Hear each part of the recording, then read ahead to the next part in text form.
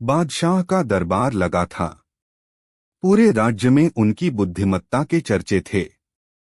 उनकी हाजिर जवाबी और चतुराई के किस्से दूर दूर तक सुने जाते थे। लेकिन उस दिन दरबार में एक नया मेहमान था, मुल्ला नसीरुद्दीन। बादशाह ने अपनी मूंछों पर ताव देते हुए कहा, सुना है तुम बहुत चालाक हो मुल्ला, लेकिन क्या तुम मुझे बेवकूफ बना सकते हो? मुल्ला मुस्कुराए, हुजूर, आपकी अक्लमंदी के चर्चे तो 7 समंदर पार तक हैं। लेकिन अगर आप खुद बेवकूफ बनना चाहें तो फिर बात अलग है। दरबारियों ने ठहाका लगाया। बादशाह ने चुनौती स्वीकार करते हुए कहा, ठीक है, अगर तुम मुझे बेवकूफ बना पाए तो मैं तुम्हें 100 अशर्फिया दूंगा, लेकिन अगर नाकाम रहे तो तुम्हें 100 कोड़े खाने पड़ेंगे। मुल्ला ने सिर झुकाकर कहा, मंजूर है हुजूर। मुल्ला ने कुछ सोचा, फिर बोले, हुजूर, मैं आपसे सिर्फ एक सवाल पूछूंगा। अगर आपने उसका सही जवाब दे दिया तो मैं मान लूंगा कि आपसे चालाक कोई नहीं। बादशाह ने सिर ऊंचा किया, पूछो। मुल्ला ने आंखें घुमाईं, चेहरे पर गंभीरता लाई और बोले, हुजूर बताइए, इस दुनिया में सबसे बड़ा बेवकूफ कौन है? दरबार में सन्नाटा छा गया। बादशाह को लगा कि यह सवाल बहुत आसान है। वे हंसते हुए बोले, बिल्कुल आसान। सबसे बड़ा बेवकूफ वह होता है जो बिना सोचे समझे किसी शर्त को मान ले। मुल्ला ने ठहाका लगाया, हुजूर, तो क्या आपने मेरी शर्त बिना सोचे समझे मान ली? अब तो दरबारियों की हंसी छूट गई। बादशाह के चेहरे का रंग उड़ गया। उन्होंने खुद अपने ही शब्दों से खुद को बेवकूफ साबित कर दिया था। बादशाह ने सिर झुकाकर कहा, मुल्ला, तुमने सच में मुझे हरा दिया। लो, ये 100 अशर्फिया तुम्हारी हुई। मुल्ला ने अशर्फिया लीं, लेकिन जाते जाते बोले, हुजूर, अगली बार शर्त लगाने से पहले 2 बार सोचना, वरना फिर से बेवकूफ बनना पड़ेगा। बादशाह मुस्कुराए और बोले, तुम्हारी चालाकी को सलाम मुल्ला। और इस तरह मुल्ला ने अपने मजेदार अंदाज में सबसे होशियार बादशाह को भी मात दे दी। कहानी 2। मुल्ला नसीरुद्दीन की चतुराई के चर्चे दूर दूर तक मशहूर थे। वे कभी मजाक में तो कभी हाजिर जवाबी में किसी को भी चौंका देते थे। एक दिन शहर के राजा को उनके बारे में पता चला। राजा को यकीन नहीं हुआ कि कोई व्यक्ति इतना चतुर हो सकता है। उन्होंने सोचा, आखिर इसकी बुद्धिमत्ता की परीक्षा ली जानी चाहिए। राजा ने अपने दरबार में मुल्ला को बुलवाया और कहा, मुल्ला, लोग कहते हैं कि तुम बहुत बुद्धिमान हो। आज मैं तुम्हारी परीक्षा लेना चाहता हूं।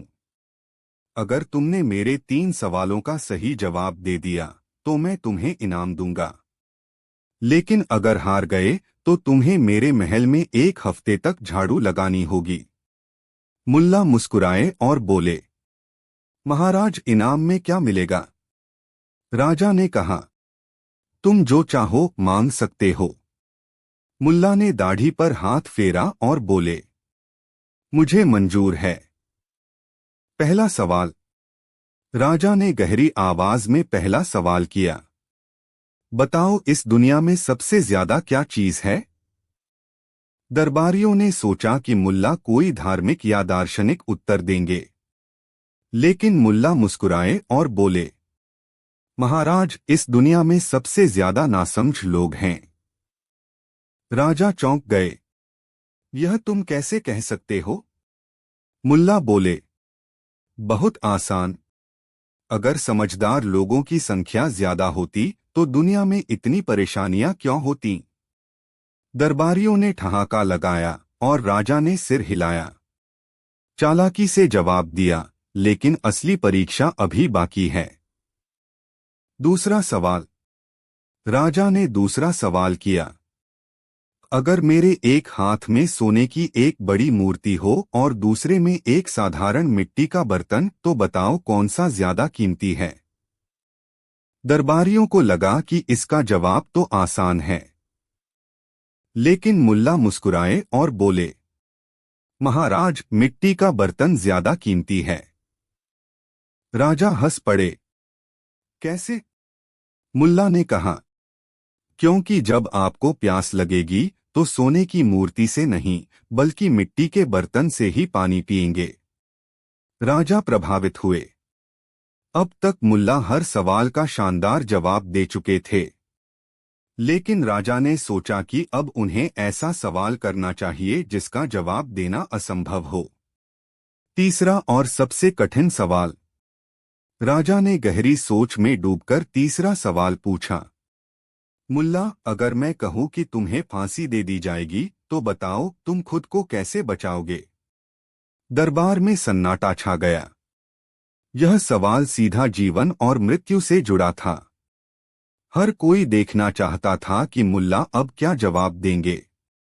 मुल्ला नसीरुद्दीन ने जरा भी घबराए बिना मुस्कुराकर कहा, महाराज, अगर आप सच में मुझे फांसी देना चाहते हैं तो पहले एक वचन दीजिए कि जो कुछ भी मैं कहूंगा आप उसके विपरीत करेंगे। राजा ने सोचा कि यह भी कोई बात हुई। उन्होंने हंसते हुए कहा, ठीक है, यह वचन दिया। मुल्ला ने तुरंत कहा, तो फिर महाराज, मैं कहता हूं कि आप मुझे फांसी दे दीजिए। राजा और दरबारी सब स्तब्ध रह गए। अगर राजा मुल्ला को फांसी देते तो उन्हें अपने वचन के अनुसार फांसी नहीं देनी चाहिए थी, और अगर वे फांसी नहीं देते तो भी वे अपना वचन पूरा नहीं कर रहे थे। राजा ठहाका लगाकर हंस पड़े और बोले, मुल्ला, तुमने तो मुझे भी चकमा दे दिया। मैं मान गया कि तुम सच में बुद्धिमान हो। राजा ने मुल्ला को इनाम में सोने की अशर्फियां देने की घोषणा की, लेकिन मुल्ला मुस्कुराते हुए बोले, महाराज, मुझे इनाम में सिर्फ एक चीज चाहिए कि आप कभी दोबारा मेरी बुद्धिमत्ता की परीक्षा न लें, क्योंकि हर बार जवाब सुनकर आपको चौंकना पड़ता है। दरबार हंसी से गूंज उठा और राजा ने भी हंसते हुए उनकी बात मान ली। इस तरह मुल्ला नसीरुद्दीन ने अपनी हाजिर जवाबी और चतुराई से राजा को भी मात दे दी और हमेशा के लिए सबके दिलों में अपनी जगह बना ली। कहानी 3। गांव की सड़क, धीमा घोड़ा, तेज दिमाग और मुल्ला की नई चाल। गांव में मुल्ला नसीरुद्दीन का घोड़ा मशहूर था, लेकिन गलत वजहों से। वह इतना आलसी था कि खड़ा रहता तो घंटों हिलता भी नहीं, और जब चलता तो ऐसा लगता जैसे सोच रहा हो, आखिर चलना जरूरी क्यों है। गांव के लोग मजाक उड़ाते, मुल्ला जी, आपका घोड़ा तो बैलगाड़ी से भी धीमा है। मुल्ला मुस्कुराते और कहते, चिंता मत करो, एक दिन यही घोड़ा उड़ता नजर आएगा। घोड़ा तेज कैसे दौड़े? मुल्ला की तरकीब। एक दिन मुल्ला को शहर जाना था, लेकिन उनका घोड़ा हमेशा की तरह टस से मस नहीं हो रहा था। मुल्ला ने पहले प्यार से समझाया, चलो मेरे दोस्त, जल्दी करो। घोड़ा टस से मस नहीं हुआ। फिर मुल्ला ने थोड़ा गुस्सा दिखाया, देखो, अगर नहीं चले तो भूखा रहना पड़ेगा। घोड़े ने एक गहरी सांस ली, लेकिन हिला भी नहीं। अब तो मुल्ला को गुस्सा आ गया, लेकिन तभी उनके दिमाग में एक शैतानी चाल आई। उन्होंने अपनी जेब से एक बड़ी सी लाल मिर्च निकाली और धीरे से घोड़े की पूंछ के नीचे लगा दी। और फिर जो हुआ। घोड़ा एक सेकंड के लिए शांत रहा। फिर अचानक धड़ धड़ धड़ धड़, घोड़ा सरपट दौड़ने लगा, जैसे उसे किसी तूफान ने धक्का दे दिया हो। मुल्ला की पगड़ी हवा में लहराने लगी, उनकी दाढ़ी पीछे उड़ गई और गांव के लोग हक्के बक्के रह गए। अरे, मुल्ला जी का घोड़ा उड़ रहा है। गांव वाले हंस हंसकर लोटपोट हो गए, लेकिन मुल्ला मजे से बोले, देखा, कहता था ना, एक दिन यह घोड़ा उड़ जाएगा। पर असली खेल अभी बाकी था। घोड़ा तो दौड़ पड़ा, लेकिन अब वह रुकने का नाम ही नहीं ले रहा था। मुल्ला घबराए, अरे भाई, चलाना तो सीख लिया, अब ब्रेक भी लगा। पर घोड़ा तो जैसे आज पूरी दुनिया घूमने का मन बना चुका था। अब सवाल ये था, क्या मुल्ला इस घोड़े को रोक पाएंगे या फिर शहर से आगे किसी और जगह पहुंच जाएंगे? इसका जवाब मिलेगा अगले भाग में, जहां मुल्ला की समझदारी एक नए अंदाज में देखने को मिलेगी। मुल्ला नसीरुद्दीन का घोड़ा और समझदारी, अंतिम भाग। क्या कभी आपने सुना है कि कोई इतनी तेजी से भागे कि खुद भी न रुक पाए? गांव से शहर तक घोड़ा नहीं, तूफान। घोड़ा सरपट भागा जा रहा था। मुल्ला नसीरुद्दीन उसकी पीठ पर मजबूती से चिपके हुए थे। हवा उनकी दाढ़ी से खेल रही थी और उनकी पगड़ी किसी पतंग की तरह उड़ने को तैयार थी। पीछे गांव वाले हंस हंस कर लोटपोट हो रहे थे। मुल्ला जी, आपका घोड़ा तो सच में उड़ गया। मुल्ला ने घबराकर इधर उधर देखा। शहर का दरवाजा पास आ रहा था। अबे, घोड़ा रोकना भी सिखाया था या सिर्फ भागना? उन्होंने खुद से कहा। ब्रेक कैसे लगे? मुल्ला ने पहले घोड़े के कान में फुसफुसाया, भाई अब बस कर, रुक जा। घोड़े ने ध्यान ही नहीं दिया। उन्होंने उसकी लगाम खींची, पर घोड़े ने ऐसी नजर डाली जैसे कह रहा हो, अब जब तेज चलाने की मस्ती दी है तो रुकने की उम्मीद मत रखना।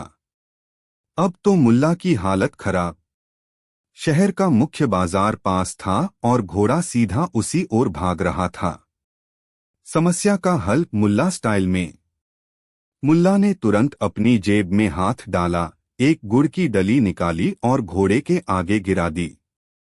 घोड़ा, जो अब तक बिजली से भी तेज भाग रहा था, अचानक रुक गया।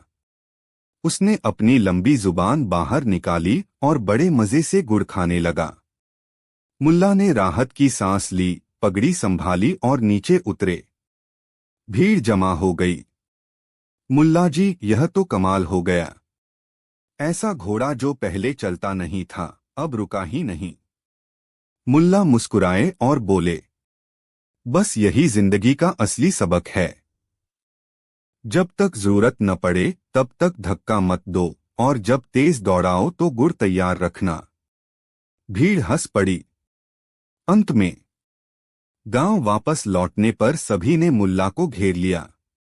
मुल्ला जी, अब घोड़ा फिर से आलसी तो नहीं हो जाएगा?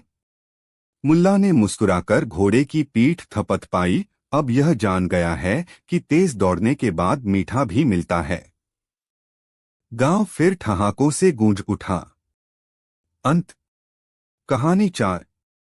एक दिन मुल्ला नसीरुद्दीन बाजार में घूम रहे थे, जब अचानक कुछ लोग उन्हें पकड़कर अदालत ले गए। मुल्ला, अब तुम नहीं बच सकते, एक व्यापारी गुस्से में चिल्लाया। मुल्ला ने हैरानी से पूछा, क्या हुआ? मुझ पर क्या इल्जाम है? व्यापारी बोला, तुमने मेरी दुकान से सोने की अंगूठी चुराई है। मुल्ला हंस पड़े, अच्छा, और यह किसने देखा? व्यापारी ने तुरंत 2 नकली गवाह खड़े कर दिए। हुजूर, हमने अपनी आंखों से देखा कि मुल्ला ने अंगूठी चुराई और अपने कुर्ते की जेब में रख ली। न्यायाधीश ने गहरी नजर से मुल्ला को देखा और बोले, मुल्ला, तुम्हारे पास अपनी सफाई में क्या कहने के लिए है? मुल्ला ने सोचने का नाटक किया और फिर बोले, हुजूर, मुझे एक सवाल पूछने दीजिए। न्यायाधीश ने सहमति दी। मुल्ला व्यापारी की ओर मुड़े और बोले, भाई, अगर मैंने तुम्हारी अंगूठी चुराई है तो बताओ वह किस हाथ में थी? व्यापारी झिझक गया। दाएं हाथ में, उसने किसी तरह जवाब दिया। मुल्ला गवाहों की ओर मुड़े, और तुमने किस हाथ में अंगूठी देखी थी? पहले गवाह ने कहा, बाएं हाथ में। दूसरा गवाह घबरा गया और बोला, नहीं नहीं, दाएं हाथ में। अब तो अदालत में हंसी छूट गई। न्यायाधीश ने गहरी सांस ली और बोले, लेकिन इसका यह मतलब नहीं कि तुम बेगुनाह हो, मुल्ला। हमें पक्के सबूत चाहिए। मुल्ला ने सोचा और फिर अदालत से बोले, हुजूर, अगर आप मुझे कुछ समय दें तो मैं साबित कर सकता हूं कि ये व्यापारी झूठ बोल रहा है। न्यायाधीश बोले, कैसे? मुल्ला मुस्कुराए। बस मुझे वह अंगूठी दिखाई जाए जिसे मैंने चोरी की है। व्यापारी घबरा गया और बोला, अंगूठी तो अब तुम्हारे पास है मुल्ला। मुल्ला ने तुरंत जवाब दिया, तो फिर मेरी तलाशी ले लीजिए। न्यायाधीश ने आदेश दिया कि मुल्ला की तलाशी ली जाए, लेकिन उनके पास कोई अंगूठी नहीं मिली। अब तो व्यापारी के चेहरे का रंग उड़ गया। न्यायाधीश गंभीर स्वर में बोले, व्यापारी तुम्हें क्या कहना है? अगर अंगूठी मुल्ला के पास नहीं है तो फिर वह चोरी कैसे हुई?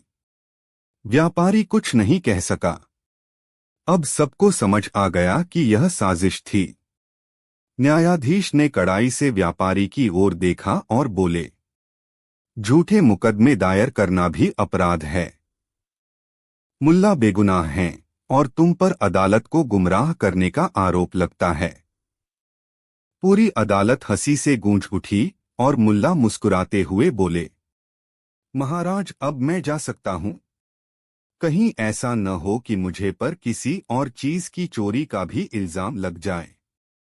न्यायाधीश भी मुस्कुरा दिए और बोले, जाओ मुल्ला, आज फिर तुमने अपनी चतुराई से सबको चौंका दिया। इस तरह मुल्ला नसीरुद्दीन ने एक और चालाकी भरी जीत हासिल की और लोगों को यह सिखा दिया कि सच्चाई और चतुराई से बड़ा झूठ भी पकड़ा जा सकता है। कहानी 5। एक दिन मुल्ला नसीरुद्दीन अपने घर के बाहर गधा बांधकर अंदर चले गए। जब वापस आए तो गधा वहां नहीं था। उन्होंने इधर-उधर देखा, लेकिन गधे का कोई नामो निशान नहीं था। पास में खड़े लोगों से पूछा, क्या किसी ने मेरा गधा जाते हुए देखा? एक आदमी बोला, नहीं मुल्ला, यहां तो कोई नहीं आया। मुल्ला ने ठंडी सांस ली और आसमान की तरफ देखा। फिर दोनों हाथ ऊपर उठाकर जोर से बोले, भे खुदा, मेरा गधा कहीं खो गया है, लेकिन कोई बात नहीं। अब मैं उसका और भी अच्छा बदला लूंगा। लोग चौंक गए। बदला? लेकिन गधा तो तुमसे खो गया है, इसमें बदला किससे लोगे? मुल्ला रहस्यमय अंदाज में मुस्कुराए, जिससे लेना चाहिए उससे ही लूंगा। देखना, चोर खुद चलकर आएगा। मुल्ला बाजार गए और वहां खड़े होकर ऊंची आवाज में बोले, भाइयों सुनो, मेरा गधा खो गया है, लेकिन जिसे भी वह मिलेगा उसके लिए खतरा बहुत बड़ा है। लोगों ने पूछा, क्यों? ऐसा क्या खास था तुम्हारे गधे में?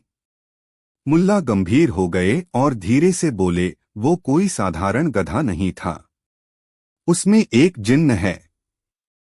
भीड़ हैरान रह गई। क्या? जिन्न? मुल्ला ने सिर हिलाया, हाँ। वो गधा रात को इंसान बन जाता है और जिसने भी उसे चुराया है वो बहुत बड़ी मुसीबत में पड़ जाएगा। अब असली मजा तो तब आया जब उस चोर के कानों में भी ये बात पहुंची। रात को वह बेचैनी से अपने घर में टहल रहा था। उसे लगने लगा कि गधा उसे घूर रहा है। जैसे ही उसने गधे की आंखों में देखा, उसे लगा कि गधा मुस्कुरा रहा है, जैसे कि कह रहा हो, आज रात मैं इंसान बन जाऊंगा। चोर घबरा गया। हे भगवान, अगर ये सच में जिन्न हुआ तो? डर के मारे उसने गधे की रस्सी खोली और आधी रात को ही दौड़ता हुआ मुल्ला के घर पहुंचा। चोर ने मुल्ला के दरवाजे पर दस्तक दी। मुल्ला बाहर आए तो देखा कि उनका गधा सामने खड़ा था और चोर उनके पैरों में गिरकर माफी मांग रहा था। मुल्ला, मुझे माफ कर दो। मुझे नहीं पता था कि तुम्हारे गधे में जिन्न है। मुल्ला ने सिर खुजाया और बोले, ओह, तो तुम ही चोर हो? अच्छा, अब ये बताओ, तुमने उसे दिन में चुराया था या रात में? चोर कांपते हुए बोला, दिन में। मुल्ला ने ठहाका लगाया, अरे मूर्ख, तब तो गधा ही था। जिन्न तो सिर्फ रात को आता है।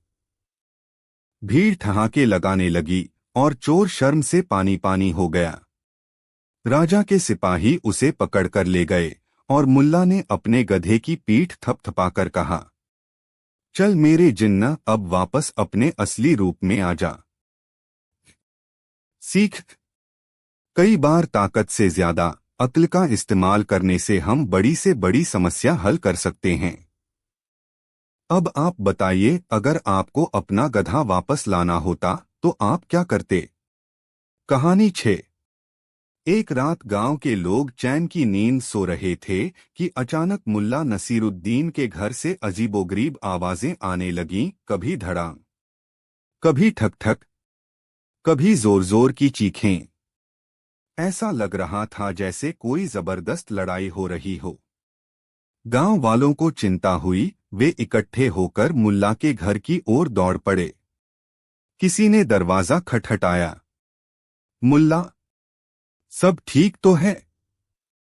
अंदर से कोई जवाब नहीं आया, लेकिन खटपट जारी रही। अब तो गांव वालों की जिज्ञासा और बढ़ गई। उन्होंने खिड़की से झांक कर देखा और जो नजारा दिखा, उसे देखकर सबकी हंसी छूट गई। मुल्ला नसीरुद्दीन खुद अपने ही कपड़ों से उलझे हुए थे। उन्होंने अपने पुराने कपड़ों को एक रस्सी से बांधकर एक कोने में रखा था, लेकिन जब रात में उन्हें ठंड लगी और वह उठे तो अंधेरे में उन्हीं कपड़ों को चोर समझकर मारने लगे। वह जोर जोर से डंडा चला रहे थे, कपड़ों पर लात घूंसे बरसा रहे थे और चिल्ला रहे थे, आज देखता हूं तू कैसे भागता है, ओ चोर। मेरे घर में घुसने की हिम्मत कैसे हुई? गांव वाले ठहाके लगाकर हंस पड़े। एक आदमी बोला, अरे मुल्ला, यह तो तुम्हारे अपने कपड़े हैं। मुल्ला थोड़ी देर तक हक्का बक्का खड़े रहे, फिर हंसते हुए बोले, अच्छा हुआ मैंने खुद ही पकड़ लिया, वरना यह चोर भाग जाता तो बड़ा नुकसान हो जाता। गांव वालों ने हंसते हंसते अपना पेट पकड़ लिया और मुल्ला की यह मजेदार हरकत पूरे गांव में चर्चा का विषय बन गई। कहानी 7। एक दिन मुल्ला नसीरुद्दीन का गधा अचानक बहुत दुखी लगने लगा। वह चारा खाने से मना कर रहा था और हर समय सिर झुकाए खड़ा रहता था। मुल्ला ने सोचा, अब इसका इलाज महंगा पड़ेगा, क्यों न इसे बेच ही दूं। वह गधे को लेकर बाजार पहुंचा और जोर जोर से चिल्लाने लगा, ऐसा गधा पूरे शहर में नहीं मिलेगा। समझदार, वफादार और एकदम ताकतवर। लोग इकट्ठा हो गए। किसी ने पूछा, अगर गधा इतना अच्छा है तो तुम इसे बेच क्यों रहे हो? मुल्ला ने गंभीरता से कहा, बस मैं इसे आगे बढ़ने का मौका देना चाहता हूं। गधे की खासियतें। एक आदमी ने गधे का मुंह गौर से देखा और कहा, पर ये तो बीमार लग रहा है। मुल्ला बोला, नहीं नहीं, ये सोच में डूबा रहता है। बहुत समझदार है। किसी बेवकूफ मालिक के साथ रहकर दुखी हो गया है। दूसरा आदमी बोला, लेकिन ये चल नहीं रहा। मुल्ला मुस्कुराया, क्योंकि इसे मालूम है कि जहां खड़ा है वहां ही सबसे अच्छी डील मिलेगी। सबसे ऊंची बोली। अब लोग गधे को ध्यान से देखने लगे। मुल्ला हर सवाल का ऐसा जवाब दे रहा था कि लोग उलझते जा रहे थे। एक आदमी ने कहा, अगर ये इतना समझदार है तो इसे खुद ही बोलने दो। मुल्ला हंसा, अरे भाई, अगर ये बोलना शुरू कर दे तो इसे खरीदने की बजाय तुम इसे राजा बना दोगे। बात फैल गई और लोग सोचने लगे, शायद गधे में वाकई कोई खास बात है। देखते ही देखते बोली लगने लगी और मुल्ला ने गधे को पहले से भी ऊंची कीमत में बेच दिया। गधे का जवाब। लेकिन जब नया मालिक गधे को लेकर जाने लगा तो गधा अचानक जमीन पर बैठ गया और टस से मस नहीं हुआ। नया मालिक चिल्लाया, अरे मुल्ला, तुमने मुझे मूर्ख बना दिया। मुल्ला मुस्कुराया और धीरे से बोला, मैंने कब कहा कि ये तुम्हारे साथ जाने को राजी होगा। गांव वाले हंस हंस कर लोटपोट हो गए। लेकिन असली मजा तो तब आया जब अगले ही दिन मुल्ला के पास एक चिट्ठी आई, तुरंत दरबार में हाजिर हो। राजा को तुमसे गधे की अक्लमंदी पर बात करनी है। आखिर राजा को मुल्ला से क्या पूछना था? क्या राजा भी मुल्ला की चालाकी का शिकार हुआ था, या इस बार मुल्ला खुद फंसने वाला था? जानने के लिए देखिए अगला भाग, बेवकूफ कौन? राजा या मुल्ला? बेवकूफ कौन, राजा या मुल्ला? कभी कभी जो सबसे ज्यादा समझदार दिखता है वही सबसे बड़ी बेवकूफी कर बैठता है। लेकिन असली सवाल यह है कि मुल्ला नसीरुद्दीन ज्यादा चालाक था या राजा? दरबार का बुलावा। गधे की अक्लमंदी की खबर जब राजा तक पहुंची तो उसने तुरंत मुल्ला को दरबार में बुलाया। मुल्ला जैसे ही पहुंचा, राजा ने तीखी नजरों से देखते हुए कहा, सुना है तुम्हारा गधा बहुत होशियार था और तुमने लोगों को बेवकूफ बनाकर उसे ऊंची कीमत में बेच दिया। मुल्ला मुस्कराया, महाराज, मैंने कुछ नहीं किया। लोग खुद ही उसकी अक्लमंदी पर मोहित हो गए। राजा हंस पड़ा, अच्छा, तो फिर बताओ तुम ज्यादा अक्लमंद हो या तुम्हारा गधा? राजा की परीक्षा। मुल्ला ने राजा के सामने एक शर्त रख दी। महाराज, अगर मैं आपसे एक सवाल पूछूं और आप जवाब न दे पाए तो क्या आप मानेंगे कि मैं आपसे ज्यादा अक्लमंद हूं? राजा ने चुनौती स्वीकार कर ली। मुल्ला ने धीरे से पूछा, अगर एक आदमी का आधा दिमाग गधे जितना हो तो वह कैसा सोचेगा? राजा ने सोचा और सोचा, लेकिन जवाब नहीं सूझा। आखिरकार उसने हार मान ली और बोला, पता नहीं। अब मुल्ला हंस पड़ा, महाराज, मैं तो बस यह देखना चाहता था कि कहीं आपका जवाब गधे जैसा तो नहीं होगा। पूरे दरबार में हंसी का फव्वारा फूट पड़ा। राजा भौंचक्का रह गया, क्या मुल्ला ने मुझे ही बेवकूफ बना दिया? मुल्ला की गिरफ्तारी। लेकिन राजा को अपनी हार मंजूर नहीं थी। उसने गुस्से में ऐलान कर दिया, मुल्ला, अगर तुम वाकई इतने अक्लमंद हो तो कल सुबह तक मुझे यह साबित करके दिखाओ कि मूर्ख लोग ज्यादा खुश रहते हैं, वरना तुम्हें जेल में डाल दिया जाएगा। अब मुश्किल यह थी कि मुल्ला को यह कैसे साबित करना था। क्या मुल्ला इस बार भी अपनी चतुराई से बच निकलेगा, या इस बार राजा ने उसे ऐसी स्थिति में फंसा दिया जहां से निकलना नामुमकिन था? जानने के लिए देखिए अगला भाग, सबसे बड़ी सजा कौन सी, जेल जाना, कोड़े खाना, या कुछ और? लेकिन अगर मैं कहूं कि मूर्ख लोग सबसे ज्यादा खुश रहते हैं तो क्या आप यकीन करेंगे? यही साबित करने की चुनौती अब मुल्ला नसीरुद्दीन के सामने थी। राजा की शर्त। राजा ने ऐलान कर दिया था, अगर मुल्ला साबित नहीं कर पाया कि मूर्ख लोग ज्यादा खुश रहते हैं तो उसे कड़ी सजा दी जाएगी। गांव के लोग सोचने लगे, अब तो मुल्ला फंस गया। इस बार शायद उसकी चालाकी न चल पाए, लेकिन मुल्ला नसीरुद्दीन की चालाकी तो वहीं शुरू होती थी जहां लोग सोचते थे कि वह फंस गया। मुल्ला की अनोखी योजना। मुल्ला ने अगले दिन पूरे शहर में ढिंढोरा पिटवा दिया। कल महल के बाहर एक ऐसा तमाशा होगा जिसे देखकर मूर्ख भी खुद को बुद्धिमान समझने लगेगा। लोगों की भीड़ उमड़ पड़ी। राजा भी अपने दरबारियों के साथ महल की छत से सब कुछ देखने के लिए बैठ गया। मुल्ला मंच पर आया और एक आदमी को बुलाया। भाई, अगर तुम्हें 50 सोने की अशर्फियाँ दी जाए और कहा जाए कि इन्हें नदी में फेंक दो तो क्या करोगे? आदमी हंसा, क्या बेवकूफी की बात कर रहे हो? मैं कभी ऐसा नहीं करूंगा। मुल्ला ने एक और आदमी को बुलाया और पूछा, अगर तुम्हें राजा बना दिया जाए लेकिन तुम्हें पूरे दिन गधे की तरह काम करना पड़े तो क्या तुम मानोगे? वह आदमी चौंका, नहीं। राजा बनकर भी अगर चैन नहीं मिले तो भला ऐसी गद्दी का क्या फायदा? और अब असली खेल शुरू। फिर मुल्ला ने भीड़ से सबसे मूर्ख माने जाने वाले व्यक्ति को बुलाया। यह आदमी हमेशा अजीब-अजीब हरकतें करता रहता था। मुल्ला ने उससे वही सवाल किए और उसने तपाक से जवाब दिया। अरे वाह, अगर राजा बनने का मौका मिल रहा है तो काम तो करना ही पड़ेगा। सोने की अशर्फियां नदी में फेंकने में भी क्या बुराई है। नदी में सोना बहते देखना भी तो मजेदार होगा। अब देखिए कमाल। वह आदमी इन बेवकूफी भरे जवाबों के बाद भी सबसे ज्यादा खुश था। न कोई चिंता, न कोई टेंशन। वह नाचता गाता रहा और पूरे गांव में ठहाके गूंजने लगे।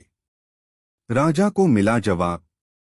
मुल्ला राजा की तरफ मुड़ा और बोला, महाराज, देख लीजिए।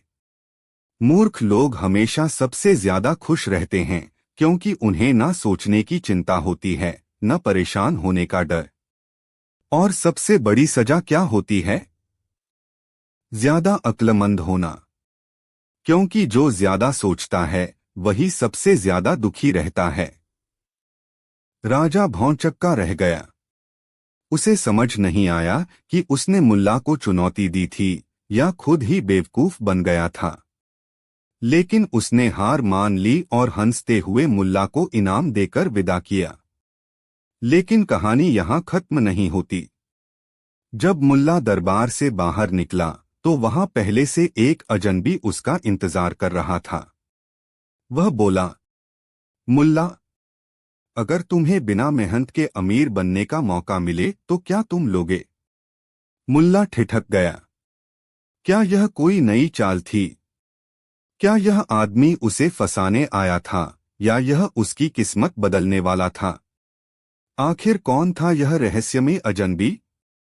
और क्या वाकई बिना मेहनत के अमीर बना जा सकता है? जानने के लिए देखिए अगला भाग, बिना मेहनत के अमीर बनने का नुस्खा। क्या कोई वाकई बिना मेहनत के अमीर बन सकता है? अगर हाँ तो कैसे? और अगर नहीं तो जो लोग अमीर हैं उन्होंने कौन सा जादू किया? यही सवाल अब मुल्ला नसीरुद्दीन के सामने था, लेकिन इस बार सवाल पूछने वाला कोई आम इंसान नहीं बल्कि एक रहस्यमय अजनबी था। दरबार से लौटते ही मुल्ला को एक अजनबी ने रोक लिया। उसकी आंखों में एक अजीब चमक थी। मुल्ला, सुना है तुम बड़े अक्लमंद हो, लेकिन क्या तुम्हें पता है कि दुनिया में एक ऐसा तरीका है जिससे बिना मेहनत के अमीर बना जा सकता है? मुल्ला ने ठंडी मुस्कान फेंकी, अगर ऐसा कोई तरीका होता तो तुम खुद अमीर क्यों नहीं हो? अजनबी हंसा, मैं खुद अमीर नहीं, लेकिन मुझे वह रहस्य पता है जिसे जानकर कोई भी आदमी रातों रात दौलतमंद बन सकता है। अब मुल्ला की जिज्ञासा बढ़ गई। उसने पूछा, अगर यह सच है तो मुझे भी बताओ। अजनबी ने चारों ओर देखा, फिर धीरे से फुसफुसाया, अगर तुम अगले 7 दिनों तक मेरी बताई हुई हर बात मानो तो मैं तुम्हें अमीर बना दूंगा। मुल्ला ने दाढ़ी खुजलाई। बात में जरूर कोई पेंच था, लेकिन उसने सोचा, चलो देखते हैं यह खेल क्या है। पहला दिन, बेवकूफ बनो। अगली सुबह अजनबी ने मुल्ला से कहा, अगर अमीर बनना है तो सबसे पहले दुनिया को यह यकीन दिलाओ कि तुम बेवकूफ हो। मुल्ला चौंका, क्या? मैं तो लोगों को अपनी अक्लमंदी से चौंकाता हूं और तुम कह रहे हो कि बेवकूफ बनूं। अजनबी मुस्कुराया, सिर्फ एक दिन के लिए, देखो क्या होता है। मुल्ला तैयार हो गया। पूरे दिन वह जानबूझकर अजीब अजीब हरकतें करता रहा। कभी किसी से कहता कि सूरज चांद से छोटा होता है, तो कभी गली के कुत्तों से राजा की भाषा में बात करता। गांव वाले सोचने लगे, लगता है मुल्ला पागल हो गया। दूसरा दिन, उल्टी बातें करो। अगले दिन अजनबी ने कहा, अब जो भी तुमसे कोई बात पूछे उसका उल्टा जवाब दो। मुल्ला ने ऐसा ही किया। किसी ने पूछा, आज मौसम कैसा है? मुल्ला बोला, बिल्कुल खराब। इतनी गर्मी है कि मैं ठंड से कांप रहा हूं। किसी और ने पूछा, मुल्ला, क्या तुम्हें भूख लगी है? मुल्ला हंसा, बिल्कुल नहीं। मैंने तो 4 दिन से कुछ नहीं खाया। अब गांव में अफवाह फैल गई, मुल्ला की अक्ल फिर गई। तीसरा दिन अमीरों से झगड़ा करो। तीसरे दिन अजनबी ने कहा, अगर सच में अमीर बनना है तो सबसे अमीर आदमी से झगड़ा करो। मुल्ला सीधा शहर के सबसे धनी व्यापारी के पास पहुंचा और बिना वजह झगड़ने लगा। तुम इतने अमीर कैसे बने? कहीं चोरबाजारी तो नहीं की? व्यापारी गुस्से से लाल हो गया। उसने मुल्ला को धमकी दी, अगर यह बात दोबारा कही तो तुम्हें जेल भिजवा दूंगा। अब लोग मुल्ला को पागल समझने लगे। 7वां दिन रहस्य का खुलासा। 6 दिन बीत चुके थे। मुल्ला का नाम गांव के हर कोने में फैल चुका था। लोग कहते, अरे मुल्ला को क्या हो गया? पहले तो इतना अक्लमंद था, अब एकदम मूर्खों जैसी हरकतें करता है। 7वें दिन मुल्ला अजनबी के पास पहुंचा और बोला, अब बताओ, मैंने तुम्हारी हर बात मानी तो मैं अमीर कब बनूंगा? अजनबी जोर से हंसा और बोला, मुल्ला तुम पहले से ही अमीर हो चुके हो। देखो अब हर कोई तुम्हारे बारे में बात कर रहा है। लोग जितना तुम्हारी चर्चा करेंगे उतनी ही तुम्हारी कीमत बढ़ेगी। अब तुम चाहो तो किसी राजा के सलाहकार बन सकते हो या कोई अनोखी चीज बेच सकते हो, क्योंकि अब तुम्हारा नाम सब जानते हैं। असली अमीरी का रहस्य। मुल्ला ने यह सुनकर ठहाका लगाया और बोला, वाह, तो असली अमीरी पैसा नहीं बल्कि लोगों का ध्यान खींचने की ताकत है। जिसने दुनिया को बेवकूफ बना दिया वही सबसे बड़ा अमीर। लेकिन तभी एक पहरेदार दौड़ता हुआ आया और बोला, मुल्ला, राजा ने तुम्हें तुरंत दरबार में बुलाया है। उसने सुना है कि तुमने बिना मेहनत के अमीर बनने का तरीका खोज लिया है और अब वह जानना चाहता है कि क्या तुम राजा से भी अमीर बन सकते हो। अब असली खेल शुरू हुआ था। क्या राजा वाकई मुल्ला से यह रहस्य जानना चाहता था या यह कोई नई साजिश थी? जानने के लिए देखिए अगला भाग। राजा को बेवकूफ बनाना आसान है। राजा को बेवकूफ बनाना आसान है। क्या किसी राजा को बेवकूफ बनाया जा सकता है? और अगर हाँ तो क्या मुल्ला नसीरुद्दीन यह कर पाएगा? जब राजा ने मुल्ला को दरबार में बुलाया तो यह सिर्फ एक साधारण मुलाकात नहीं थी। यह एक ऐसी परीक्षा थी जिससे बच निकलना नामुमकिन लग रहा था। दरबार में पहेली। जैसे ही मुल्ला दरबार में पहुंचा, राजा गद्दी पर बैठा मुस्करा रहा था।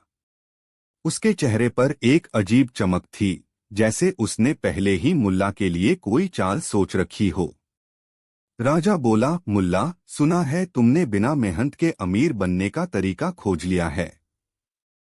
मुल्ला ने सिर झुकाकर कहा, जी महाराज, यह बिल्कुल सच है। राजा हंसा, अगर यह सच है तो बताओ, क्या तुम मुझसे भी अमीर बन सकते हो? पूरे दरबार में सन्नाटा छा गया। सभी लोग अब मुल्ला की तरफ देख रहे थे। मुल्ला का दांव। मुल्ला ने अपनी पगड़ी ठीक की और बोला, महाराज, अमीरी केवल सोने चांदी में नहीं होती। जो व्यक्ति दुनिया को बेवकूफ बना सकता है वही सबसे बड़ा अमीर होता है। राजा चौंका। उसने चुनौती दी, अगर तुम सच में इतने चालाक हो तो मुझे बेवकूफ बनाकर दिखाओ। मुल्ला मुस्कुराया और बोला, महाराज, अगर मैं आपको बेवकूफ बना दूं तो क्या इनाम मिलेगा? राजा हंस पड़ा, अगर तुम यह कर पाए तो मैं तुम्हें सोने की 100 अशर्फियां दूंगा। लेकिन अगर नाकाम रहे तो तुम्हें 1 साल के लिए जेल में डाल दिया जाएगा। राजा को मूर्ख बनाने का तरीका। मुल्ला ने राजा की आंखों में देखा और बोला, महाराज, मेरे पास एक ऐसा जादुई सिक्का है जो सिर्फ सबसे बुद्धिमान व्यक्ति को ही दिखाई देता है। राजा उत्सुक हो गया, अच्छा, तो मुझे दिखाओ। मुल्ला ने अपनी हथेली खोली, लेकिन उसमें कुछ भी नहीं था। राजा गौर से देखने लगा। दरबारियों ने भी झांक कर देखा, लेकिन वहां कुछ भी नहीं था। मुल्ला धीरे से फुसफुसाया, महाराज, अगर आपको यह सिक्का दिख रहा है तो आप सच में बहुत बुद्धिमान हैं। राजा को अहंकार आ गया। उसने तुरंत कहा, हाँ हाँ, मुझे सिक्का साफ दिख रहा है। दरबारी चौंक गए। उन्हें कुछ नहीं दिखा, लेकिन राजा को मूर्ख साबित करने की हिम्मत किसमें थी। अब हर दरबारी चिल्लाने लगा, हाँ महाराज, हमें भी दिख रहा है।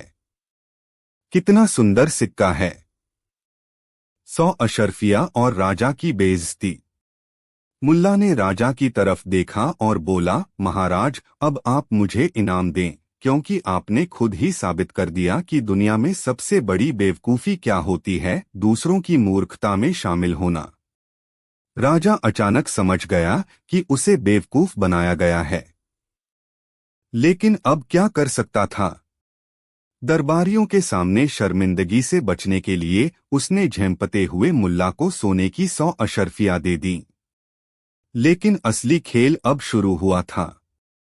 मुल्ला दरबार से बाहर निकल रहा था कि अचानक एक गुप्तचर ने उसे रोका। मुल्ला, सम्राट का विशेष दूत तुम्हें मिलने आया है। राजा से भी बड़ी हस्ती तुम्हारी चालाकी की परीक्षा लेना चाहती है। आखिर कौन था यह सम्राट? क्या मुल्ला की चतुराई इस बार भी काम आएगी या इस बार वह खुद फंस जाएगा? जानने के लिए देखिए अगला भाग, सम्राट की चाल और मुल्ला की अक्ल। सम्राट की चाल और मुल्ला की अक्ल। क्या दुनिया का सबसे चालाक आदमी भी कभी फंस सकता है? और अगर सामने वाला कोई राजा नहीं बल्कि पूरे राज्य का सम्राट हो तो क्या मुल्ला नसीरुद्दीन अपनी हाजिर जवाबी से बच निकल पाएगा? जब सम्राट का विशेष दूत मुल्ला को लेने आया तो पूरा शहर हैरान था। आखिर अब क्या होने वाला था? सम्राट का बुलावा। दूत ने मुल्ला से कहा, सम्राट ने तुम्हें दरबार में हाजिर होने का आदेश दिया है। अगर तुमने उनकी चुनौती पार कर ली तो तुम अमीर बन जाओगे, लेकिन अगर असफल रहे तो। मुल्ला ने भौहें उठाईं, तो क्या? दूत रहस्यमय मुस्कान के साथ बोला, तो तुम्हारी अक्लमंदी का तमगा हमेशा के लिए छिन जाएगा। गांव वालों की भीड़ जमा हो गई। सब कानाफूसी करने लगे, अब तो मुल्ला फंस गया। सम्राट से चालाकी करना आसान नहीं। मुल्ला ने अपनी पगड़ी ठीक की और बोला, चलो देखते हैं, सम्राट के पास ऐसा कौन सा दिमागी खेल है जिससे वह मुझे मात देना चाहता है। सम्राट का दरबार, असंभव चुनौती। जब मुल्ला सम्राट के सामने पहुंचा तो वह ठहाका मारकर हंस पड़ा। तो तुम ही हो वह शख्स जिसने मेरे छोटे से राजा को मूर्ख बना दिया। मुल्ला ने झुककर प्रणाम किया, महाराज, मैं किसी को मूर्ख नहीं बनाता, लोग खुद बन जाते हैं। दरबारियों के बीच फुसफुसाहट होने लगी। सम्राट ने ताली बजाई और कहा, अगर तुम सच में इतने चतुर हो तो मेरी चुनौती स्वीकार करो। पहेली की चाल। सम्राट ने आगे बढ़कर कहा, मैं तुम्हें 3 सवाल पूछूंगा। अगर तुम तीनों का सही जवाब दे सके तो मैं तुम्हें सोने से तौल दूंगा, लेकिन अगर एक भी गलत हुआ तो तुम्हें मेरे महल में नौकर बनकर रहना पड़ेगा। मुल्ला मुस्कुरा दिया, तो शुरू कीजिए महाराज। पहला सवाल, दुनिया की सबसे कीमती चीज क्या है? मुल्ला बोला, वह चीज जो खोने के बाद वापस न मिले, समय। सम्राट ने सिर हिलाया। जवाब सही था। दूसरा सवाल, ऐसा कौन सा काम है जो बिना किए भी लोग पछताते हैं? मुल्ला तुरंत बोला, शादी। पूरा दरबार हंसी से गूंज उठा। सम्राट भी हंस पड़ा, सही कहा मुल्ला। अब आया तीसरा सवाल, जो सबसे कठिन था। तीसरा सवाल, सबसे बड़ा धोखा। सम्राट ने गहरी नजरों से मुल्ला को देखा और पूछा, अगर तुम्हें बिना मेहनत के अमीर बनने का मौका मिले लेकिन उसके बदले तुम्हें अपनी आत्मा बेचनी पड़े तो क्या तुम मानोगे? मुल्ला थोड़ी देर सोचता रहा। फिर उसने एक लंबी सांस ली और बोला, महाराज, बिना मेहनत के अमीर बनने का एक ही तरीका है, दूसरों को बेवकूफ बनाना। और यह सबसे बड़ा धोखा होता है। जो इस रास्ते पर चलता है वह खुद ही सबसे बड़ा मूर्ख बन जाता है। दरबार में सन्नाटा छा गया। सम्राट ने गहरी नजरों से मुल्ला को देखा, फिर अचानक ठहाका लगाकर हंस पड़ा। वाह मुल्ला, तुमने मेरे जाल को पहचान लिया। मुल्ला की जीत या कुछ और? सम्राट ने ताली बजाई और आदेश दिया, मुल्ला को सोने से तौल दिया जाए। लेकिन जैसे ही सोने की थालियां लाई गईं, मुल्ला ने देखा कि उन पर सम्राट की नजरें कुछ ज्यादा ही टिकी थीं। क्या यह कोई नई चाल थी? क्या मुल्ला को वाकई अमीरी मिलने वाली थी या यह सब एक और परीक्षा थी? जानने के लिए देखिए अगला भाग, सोने की लालच और मुल्ला का सबक। क्या कभी ऐसा हुआ है कि कोई व्यक्ति अमीर बनने के एकदम करीब हो और अचानक सब कुछ छिन जाए? मुल्ला नसीरुद्दीन के साथ भी कुछ ऐसा ही होने वाला था। सम्राट ने उसे सोने से तौलने का आदेश दिया था, लेकिन क्या वाकई मुल्ला अमीर बनने वाला था या यह किसी नई चाल की शुरुआत थी? सोने से तौलने की तैयारी। दरबार में एक बड़ी तुला लाई गई। एक तरफ मुल्ला को खड़ा किया गया और दूसरी तरफ सोने की अशर्फियां रखी जाने लगीं। जैसे जैसे सोना बढ़ता गया, मुल्ला के चेहरे पर खुशी फैलती गई। लेकिन तभी सम्राट ने हाथ उठाकर कहा, रुको। पूरा दरबार सन्नाटे में आ गया। मुल्ला ने चौंककर सम्राट की ओर देखा। सम्राट की नई चाल। सम्राट मुस्कुराया और बोला, मुल्ला, यह सोना तुम्हारा होगा, लेकिन एक शर्त पर। मुल्ला ने भौहें उठाईं, अब क्या नई शर्त है महाराज? सम्राट ने गहरी आवाज में कहा, तुम्हें यह सारा सोना ले जाने के लिए सिर्फ उतना ही सामान इस्तेमाल करना होगा जितना तुमने साथ लाया है। कोई नया सामान नहीं, कोई बैग नहीं, कोई घोड़ा गाड़ी नहीं। दरबार में फुसफुसाहट शुरू हो गई। मुल्ला के पास सिर्फ उसकी पगड़ी, एक पुराना झोला और उसके कपड़े थे। इतने सारे सोने की अशर्फियां वह इनमें कैसे भर सकता था? मुल्ला ने सोने को देखा, फिर अपने झोले को, और फिर सम्राट की मुस्कुराहट को। मुल्ला की चालाकी। कुछ देर सोचने के बाद मुल्ला मुस्कुराया और बोला, महाराज, यह तो बहुत आसान है। यह कहकर उसने अपनी पगड़ी उतारी, झोला खोला और उसमें जितनी अशर्फियां आ सकती थीं भर लीं। फिर उसने बाकी बचा सोना अपने कुर्ते और पाजामे में ठूंसना शुरू कर दिया। देखते ही देखते मुल्ला इतना भारी हो गया कि खड़ा रहना भी मुश्किल हो गया। अब सम्राट को समझ आया कि मुल्ला इतनी आसानी से हार मानने वाला नहीं। लेकिन सम्राट भी कोई साधारण व्यक्ति नहीं था। उसने ठहाका लगाया और कहा, वाह मुल्ला, तुमने चालाकी से मेरी शर्त पूरी कर दी। लेकिन क्या तुम यह सारा सोना लेकर यहां से जा पाओगे? मुल्ला ने एक कदम बढ़ाने की कोशिश की, लेकिन इतनी भारी अशर्फियां लिए वह लड़खड़ा गया और धड़ाम से गिर पड़ा।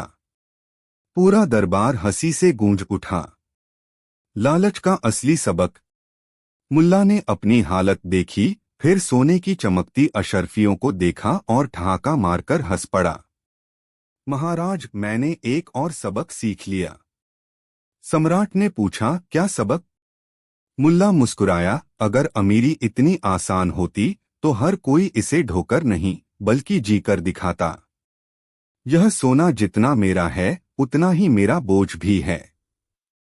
फिर मुल्ला ने धीरे धीरे अपनी जेबों से सोना निकालकर जमीन पर रख दिया और बोला, मुझे सिर्फ उतना चाहिए जितना मैं आराम से उठा सकूं। बाकी आपके लिए ही ठीक है महाराज। पूरा दरबार इस जवाब से चौंक गया। सम्राट ने कुछ पल मुल्ला को देखा, फिर मुस्कराया और बोला, तुम सच में एक समझदार आदमी हो मुल्ला। तुमने अपनी चतुराई से जीत हासिल कर ली, लेकिन अपनी सादगी से मेरा दिल भी जीत लिया। लेकिन खेल अभी खत्म नहीं हुआ था। जैसे ही मुल्ला दरबार से बाहर निकलने लगा, एक रहस्यमयी व्यक्ति उसके पास आया और फुसफुसाया, मुल्ला, तुम्हारे दिमाग की चालाकी तो देख ली, लेकिन क्या तुम अपने भाग्य को भी हरा सकते हो? मुल्ला ठिठक गया। यह कौन था? और क्या यह एक नई चाल थी? जानने के लिए देखिए अगला भाग, मुल्ला की किस्मत का खेल। मुल्ला के कानों में रहस्यमयी व्यक्ति की आवाज गूंज रही थी। वह ठिठक कर रुक गया और घूमा। वह व्यक्ति एक अजनबी था। उसकी आंखों में गहरी चुप्प थी और चेहरे पर कुछ छुपा हुआ सा था। उसने मुल्ला से धीरे से कहा, तुमने बहुत समझदारी से सोने को छोड़ा, लेकिन अब तुम्हें एक और बड़ा कदम उठाना होगा। मुल्ला ने उसकी ओर देखा और अपनी हंसी दबाते हुए बोला, क्या तुम मुझे किसी और परीक्षा में डालने आए हो? व्यक्ति ने सिर हिलाया और कहा, यह परीक्षा नहीं, बल्कि तुम्हारी किस्मत है। तुमने सोने को त्याग दिया, लेकिन क्या तुम इस दुनिया के सबसे बड़े खजाने से भी परे हो? तुम्हें वह खजाना मिलेगा जिसकी तुमने कभी कल्पना भी नहीं की थी। मुल्ला हैरान था। खजाना? उसने पूछा, कहाँ है वह खजाना? व्यक्ति ने मुस्कुराकर कहा, वह खजाना तुम्हारे अंदर है मुल्ला। जब तुमने सोने का बोझ उतार दिया तो तुमने अपने असली खजाने को पहचान लिया। अब तुम्हें सिर्फ यह समझने की जरूरत है कि असली दौलत पैसे और सोने में नहीं, बल्कि एक सच्चे दिल, समझ और संतोष में है। मुल्ला के चेहरे पर चमक आ गई। तो क्या यह मेरा असली इनाम है? व्यक्ति ने सिर झुकाकर कहा, हाँ, तुम्हारी सबसे बड़ी जीत यही है कि तुमने अपने अंदर की अमीरी को पहचाना। अब तुम्हें किसी और चीज की तलाश नहीं करनी चाहिए। मुल्ला ने एक गहरी सांस ली और तब वह व्यक्ति अदृश्य हो गया। वह अकेला खड़ा रहा, सोचते हुए कि उसने जिस सोने के लिए इतना संघर्ष किया था, वह दरअसल एक भ्रम था। असली खुशी तो उसे तब मिली जब उसने खुद को समझा और संतुष्ट होकर जीने की राह अपनाई। अंतिम मोड़। मुल्ला ने उस दिन से सबक लिया। वह अब केवल धन के पीछे नहीं भागता था। वह जानता था कि असली अमीरी तो संतुष्टि और आत्मसंतुलन में है। उसे यह समझ में आ गया कि दुनिया के सबसे बड़े खजाने की चाबी खुद के अंदर होती है। और फिर वह मुस्कुराया, क्या मैं अमीर नहीं हूं? सभी सवालों का जवाब अब उसे मिल चुका था। उसने अपनी जिंदगी में संतुलन पाया और खुश रहा, क्योंकि असली अमीरी अब उसकी आत्मा में थी। कहानी खत्म। कहानी 8। गांव में हलचल मची हुई थी। ढोलनगाड़े बज रहे थे, मिठाइयां बांटी जा रही थीं और लोग खुशी खुशी इधर उधर भागदौड़ कर रहे थे। कारण, गांव के अमीर व्यापारी ने ऐलान किया था कि उसके गधे की धूमधाम से शादी होगी। गधा अकेला रहता है, बेचारा उदास दिखता है, अब उसे एक जोड़ीदार चाहिए, व्यापारी ने घोषणा की थी। गांव वालों को यह बात बड़ी अजीब लगी, लेकिन मुफ्त का खाना और धूमधाम वाली शादी किसे पसंद नहीं होती। सभी खुशी खुशी शामिल होने लगे। लेकिन मुल्ला नसीरुद्दीन चुपचाप यह तमाशा देख रहे थे। उन्होंने अपनी पगड़ी ठीक की, दाढ़ी पर हाथ फेरा और मुस्कुराते हुए बोले, अरे भाई, गधे की शादी तो बड़ी बात है, लेकिन दूल्हे की बारात भी तो उतनी ही शानदार होनी चाहिए। गांव वाले चौंक गए। मुल्ला, तुम्हारा क्या मतलब? किसी ने पूछा। मुल्ला ने शरारत भरी मुस्कान के साथ कहा, मतलब साफ है। अगर गधा दूल्हा है तो बारात में उसके जैसे ही बाराती होने चाहिए, यानी कि बारात में सिर्फ गधे ही चलेंगे। गांव वाले पहले तो हंसने लगे, लेकिन फिर व्यापारी को भी यह सुझाव मजेदार लगा। उसने कहा, ठीक है, जितने भी गधे हैं उन्हें सजाकर बारात में शामिल किया जाएगा। अब गांव के हर घर से गधे निकाले जाने लगे। किसी के पास एक, किसी के पास 2, तो किसी के पास 3-4। सभी को रंग बिरंगे कपड़ों से सजाया गया, उनके गले में फूलों की मालाएं डाली गईं और उनके सिर पर चमकीले पगड़ी बांधी गई। अब आई बारात निकालने की बारी। मुल्ला ने देखा कि गधों के साथ साथ इंसान भी मजे में नाच रहे थे। तभी उन्होंने जोर से ऐलान किया, अरे भाइयों, इंसानों को क्या जरूरत है गधों की बारात में चलने की? यह गधों की शादी है, बारात भी उनकी होगी। जो असली गधा है वही इस बारात में शामिल होगा। गांव वाले हंसी से लोटपोट हो गए। जो लोग बारात में शामिल थे उन्हें समझ नहीं आ रहा था कि वे गधों के साथ चलें या पीछे हट जाएं। लेकिन असली मजा तब आया जब दुल्हन आई। व्यापारी ने बड़ी मुश्किल से एक सुंदर सफेद घोड़ी को गधे की दुल्हन बनाने के लिए तैयार किया था। जैसे ही घोड़ी को गधे के पास लाया गया, उसने जोर से हिनहिनाकर पैर पटक दिए और गधे की ओर घूरकर देखा। गधा डरकर एक कदम पीछे हट गया। मुल्ला ने ठहाका लगाया और बोले, अरे भाई, यह कैसी शादी है? दुल्हन तो खुद ही दूल्हे को देखना नहीं चाहती। लगता है इसे भी शादी से डर लग रहा है। गांव वाले हंसी से दोहरे हो गए। व्यापारी को भी अपनी गलती का एहसास हुआ और उसने शादी की रस्म वहीं रोक दी। मुल्ला ने मुस्कुराते हुए कहा, देखो, गधा चाहे कितना भी सज जाए, लेकिन आखिर में गधा ही रहेगा। और जबरदस्ती शादी कराओगे तो दुल्हन भी भागने को तैयार हो जाएगी। गांव में हंसी का ठहाका गूंज उठा और उस दिन से हर कोई मुल्ला की इस मजेदार योजना को याद कर मुस्कुराने लगा।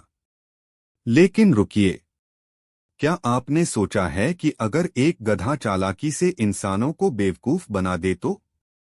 जी हाँ, अगली कहानी में जानिए कैसे मुल्ला का गधा उनसे भी ज्यादा चालाक निकला। बुद्धिमान गधा और नसीरुद्दीन की चालाकी। क्या कभी आपने सोचा है कि गधा भी चालाक हो सकता है? और अगर गधा नसीरुद्दीन का हो तो वो सिर्फ चालाक ही नहीं बल्कि दूसरों को बेवकूफ भी बना सकता है। लेकिन इस बार मामला उल्टा पड़ गया। कैसे? आइए जानते हैं।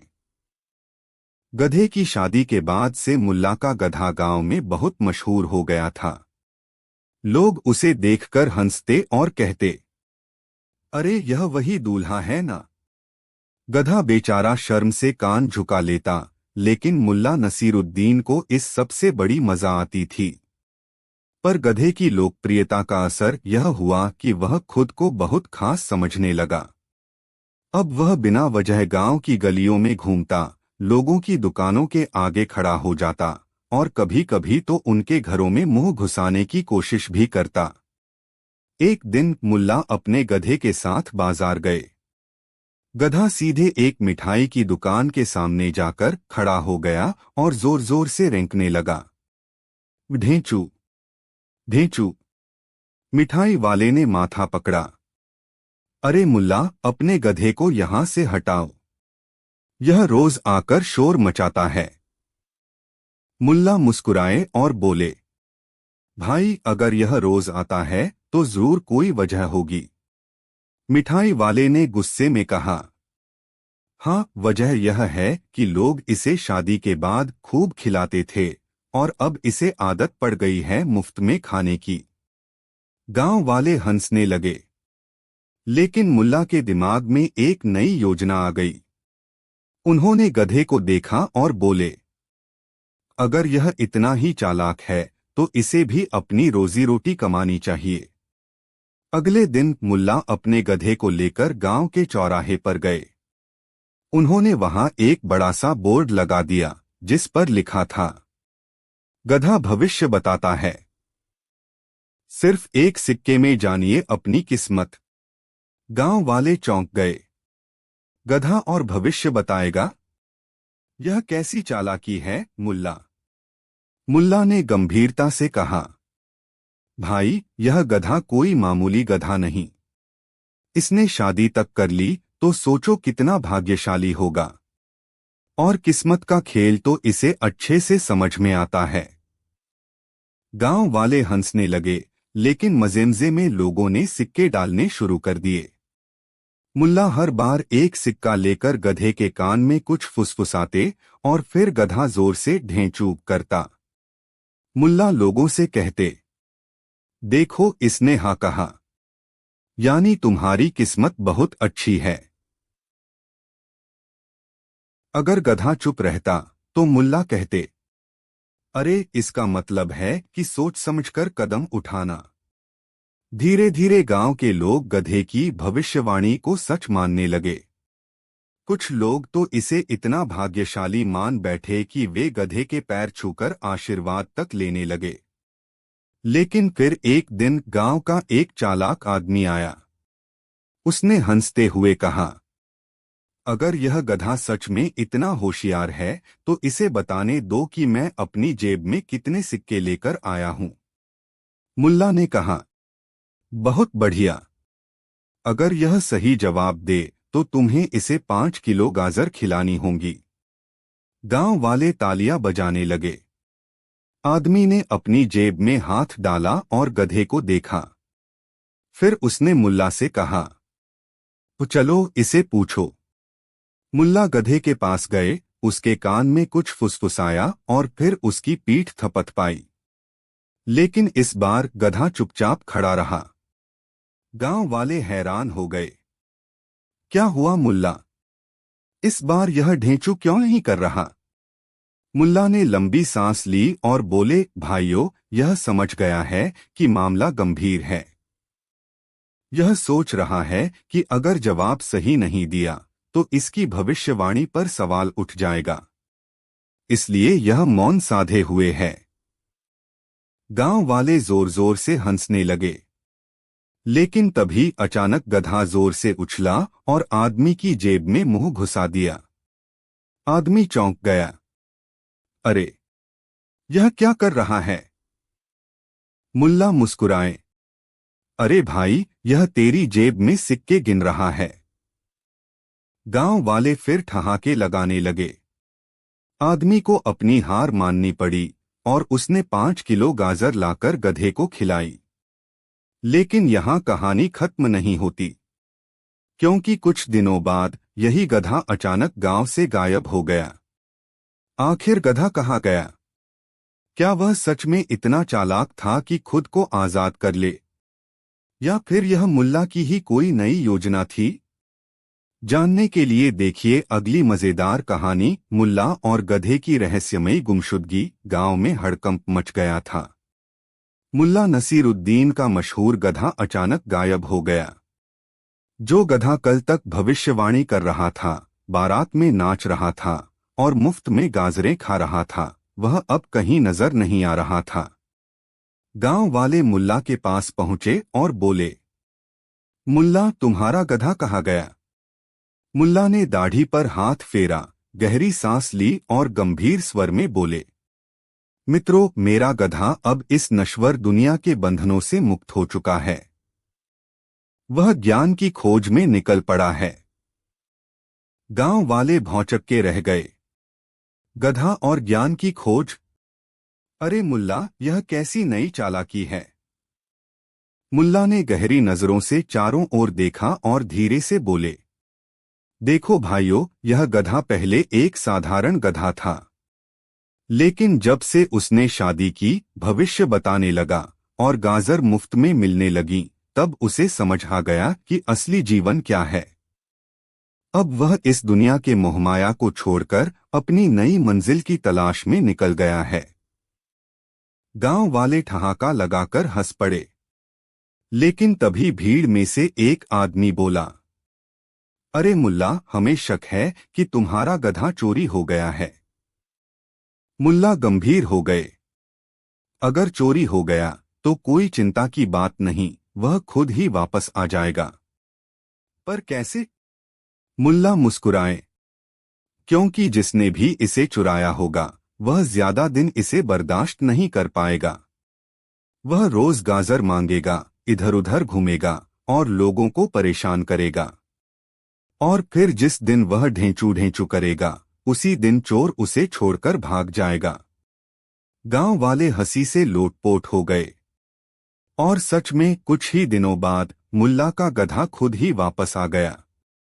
उसके शरीर पर रंग बिरंगे कपड़े बंधे थे और गले में घंटी टंगी थी। मुल्ला ने हंसते हुए कहा, देखा, मैं न कहता था। अब यह घूम फिरकर ज्ञान लेकर वापस आ गया है। गांव वालों ने तालियां बजाईं और मुल्ला के इस मजेदार अंदाज को फिर से सलाम किया। इस तरह मुल्ला नसीरुद्दीन और उनका गधा हमेशा के लिए गांव की सबसे मजेदार कहानियों का हिस्सा बन गए। और हाँ, अगली बार अगर कोई कहे कि गधा बेवकूफ होता है तो उसे यह कहानी जरूर सुनाइए। कहानी 9। गांव का बाजार, शोरशराबा और एक बड़ा झगड़ा। एक दिन मुल्ला नसीरुद्दीन अपने गधे पर बैठे हुए बाजार से गुजर रहे थे कि अचानक उन्होंने देखा भीड़ के बीच एक गरीब आदमी और एक अमीर व्यापारी आपस में झगड़ रहे थे। गरीब आदमी चिल्लाया, यह व्यापारी बेईमान है। इसने मेरी मेहनत की मजदूरी नहीं दी। व्यापारी गुस्से में बोला, अरे झूठ मत बोल। मैंने तुझे पूरे 5 अशर्फियां दी थीं, तूने खुद गिनकर ली। मुल्ला ने सोचा, बात तो गंभीर है, पर इसमें मजा भी तो आ सकता है। मुल्ला की अदालत, जहां हंसी ही गवाही है। मुल्ला ने दोनों को गांव के चौराहे पर बुलाया और भीड़ से कहा, आज इंसाफ खुलेआम होगा। इंसाफ ऐसा होगा कि इसे देखकर सबक सीखने की जरूरत नहीं पड़ेगी, खुद ही समझ आ जाएगा। फिर उन्होंने गरीब आदमी से पूछा, क्या तुम्हारे पास कोई सबूत है कि तुम्हें पैसे नहीं मिले? गरीब आदमी सिर झुकाकर बोला, सबूत तो नहीं मुल्ला जी, पर सच यही है। मुल्ला ने व्यापारी की ओर देखा, और तुम्हारे पास कोई गवाह है कि तुमने इसे पैसे दिए? व्यापारी ने अकड़कर कहा, गवाह क्यों चाहिए? मेरा शब्द ही सबसे बड़ा प्रमाण है। अब मामला और मजेदार हो गया। मुल्ला का जादुई फैसला। मुल्ला ने थोड़ी देर सोचा, फिर बोरी से 5 पत्थर उठाए और गरीब आदमी को दे दिए। ये लो तुम्हारी 5 अशर्फियां। गरीब आदमी हैरानी से बोला, लेकिन मुल्ला जी, ये तो पत्थर हैं।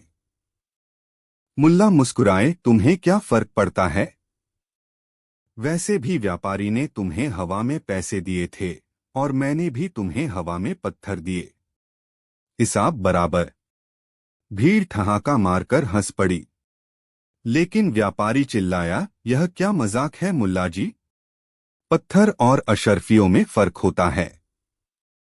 मुल्ला ने गंभीर होकर कहा, तो फिर साबित करो कि तुमने सच में इसे पैसे दिए थे। अब व्यापारी के चेहरे का रंग उड़ गया। पर कहानी यहां खत्म नहीं होती, क्योंकि तभी एक रहस्यमय आदमी भीड़ में से आगे आया और बोला, इंसाफ सही हुआ या गलत, यह तो बाद में देखेंगे, लेकिन पहले यह बताइए, जब किसी के पास अशर्फियां ही नहीं थीं, तो उसे हवा में कैसे गिन लिया? अब मामला और पेचीदा हो गया। अब सवाल यह है, कौन था यह रहस्यमय आदमी? क्या यह गरीब का साथी था या व्यापारी का दुश्मन? और मुल्ला क्या इस नए मोड़ पर भी अपनी चालाकी दिखा पाएंगे? इसका जवाब आपको मिलेगा अगले भाग में, जहां मुल्ला नसीरुद्दीन इंसाफ की एक और नई परिभाषा लिखने वाले हैं। तो बने रहिए अगली मजेदार कहानी के लिए। मुल्ला नसीरुद्दीन का अनोखा इंसाफ, भाग 2। क्या कभी ऐसा हुआ है कि जो दिख रहा हो वही सच न हो? क्या इंसाफ का पलड़ा हमेशा सही दिशा में झुकता है? गांव का चौराहा, बढ़ती भीड़ और नई गुत्थी। मुल्ला नसीरुद्दीन का फैसला सबको हंसा चुका था, लेकिन कहानी यहीं खत्म नहीं हुई थी। जैसे ही वह रहस्यमय आदमी भीड़ से आगे आया, पूरे बाजार में सन्नाटा छा गया। अगर इस गरीब आदमी ने पैसे नहीं देखे, तो उसने कैसे मान लिया कि उसे पैसे नहीं मिले? मुल्ला ने भौहें चढ़ाई, अजीब सवाल है। इसका मतलब क्या हुआ? रहस्यमय आदमी मुस्कुराया, जितना बड़ा सवाल है, उतना ही बड़ा इसका जवाब है। बाजार का नया मोड़ जब हर कोई शक में पड़ गया। अब सबकी नजरें गरीब आदमी पर टिक गईं। गरीब आदमी हड़बड़ाकर बोला, मुझे पता है कि मुझे पैसे नहीं मिले, क्योंकि अगर मिलते तो मैं यह झगड़ा क्यों करता। रहस्यमयी आदमी हंसा, बिल्कुल सही। लेकिन अगर यही तर्क व्यापारी भी दे तो? अब तो लोगों के माथे पर बल पड़ गए। व्यापारी का चेहरा खिल उठा, देखा मुल्ला जी, यह आदमी मेरी बात को सही कह रहा है। मुल्ला को समझ आ गया कि मामला और मजेदार हो गया है। जब मुल्ला ने इंसाफ को उल्टा कर दिया, मुल्ला ने अपनी पगड़ी ठीक की और बोले, अच्छा अब एक काम करो, व्यापारी तुम अपना बटुआ निकालो। व्यापारी ने बटुआ निकाला। मुल्ला ने उसे पलट दिया, एक भी अशर्फी नहीं थी। सबकी आंखें फटी रह गईं। मुल्ला ने ठहाका लगाया, अब यह बताओ तुमने पैसे दिए तो थे, पर ये गए कहाँ? व्यापारी बौखला गया, मुझे नहीं पता, मेरे पास तो अभी अभी अशर्फियां थीं। रहस्यमयी आदमी मुस्कुराया, तो फिर साबित करो कि तुम्हारे पास सच में अशर्फियां थीं। अब व्यापारी चुप। अब सवाल यह है, कहीं यह व्यापारी भी किसी और चालाकी का शिकार तो नहीं हुआ? मुल्ला ने यह जाल क्यों बुना? और यह रहस्यमयी आदमी आखिर कौन है? क्या मुल्ला नसीरुद्दीन इस कहानी को एक और मजेदार मोड़ देंगे, या इस बार उनकी चतुराई भी मात खा जाएगी? जवाब मिलेगा अगले भाग में, जहां इंसाफ एक नया रूप लेने वाला है। मुल्ला नसीरुद्दीन का अनोखा इंसाफ, भाग 3।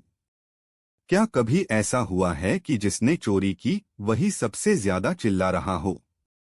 क्या कभी सच्चाई इतनी उलझी हुई होती है कि सीधे दिखते सवाल भी टेढ़े हो जाते हैं? गांव का चौराहा, व्यापारी के चेहरे पर पसीना और मुल्ला की चालाकी का नया खेल। बाजार में सन्नाटा था। व्यापारी का बटुआ खाली था, गरीब आदमी के पास कोई पैसे नहीं थे, और भीड़ की आंखें रहस्यमयी आदमी पर टिकी थीं। मुल्ला नसीरुद्दीन ने ठंडी सांस ली और बोले, अजीब बात है, जिसे पैसे मिलने चाहिए थे उसके पास पैसे नहीं हैं, और जिसने पैसे दिए थे उसके पास भी पैसे नहीं हैं। सबने गर्दन हिलाई। हाँ, बात तो अजीब थी। लेकिन तभी रहस्यमयी आदमी हंसा और बोला, क्यों न व्यापारी के बटुए की जांच की जाए। देखना चाहिए कि यह बटुआ असली है या बदला गया है। अब सबकी नजरें व्यापारी के बटुए पर टिक गईं। मुल्ला की चालाकी, जब बटुआ बोल उठा। मुल्ला ने बटुआ हाथ में लिया, उसे गौर से देखा और फिर गांव के सबसे पुराने सुनार को बुलाया। बोलो सुनार मियां, क्या यह वही बटुआ है जो यह व्यापारी हमेशा रखता था? सुनार ने बटुए को ध्यान से देखा, फिर मुस्कुराकर बोला, नहीं मुल्ला जी, यह बटुआ असली तो है, लेकिन यह व्यापारी का नहीं, बल्कि। पूरे बाजार की सांसें थम गईं। सुनार ने बटुआ पलटा और उसके भीतर एक छोटा सा निशान दिखाया। यह तो इस गरीब आदमी का बटुआ है। अब सबकी आंखें फटी रह गईं। बाजार में सन्नाटा, फिर ठहाका। गरीब आदमी भौचक्का रह गया, मेरा बटुआ, लेकिन यह कैसे हो सकता है? मुल्ला ने मुस्कुराते हुए व्यापारी की ओर देखा, अब तो मामला और भी मजेदार हो गया। नहीं। व्यापारी घबरा गया। उसकी पेशानी पर पसीना आ गया। मुल्ला जी, यह गलतफहमी है। मुल्ला ने ठहाका लगाया, बिल्कुल नहीं। अब मैं बताता हूं कि हुआ क्या था। मुल्ला का फैसला, सबके होश उड़ गए।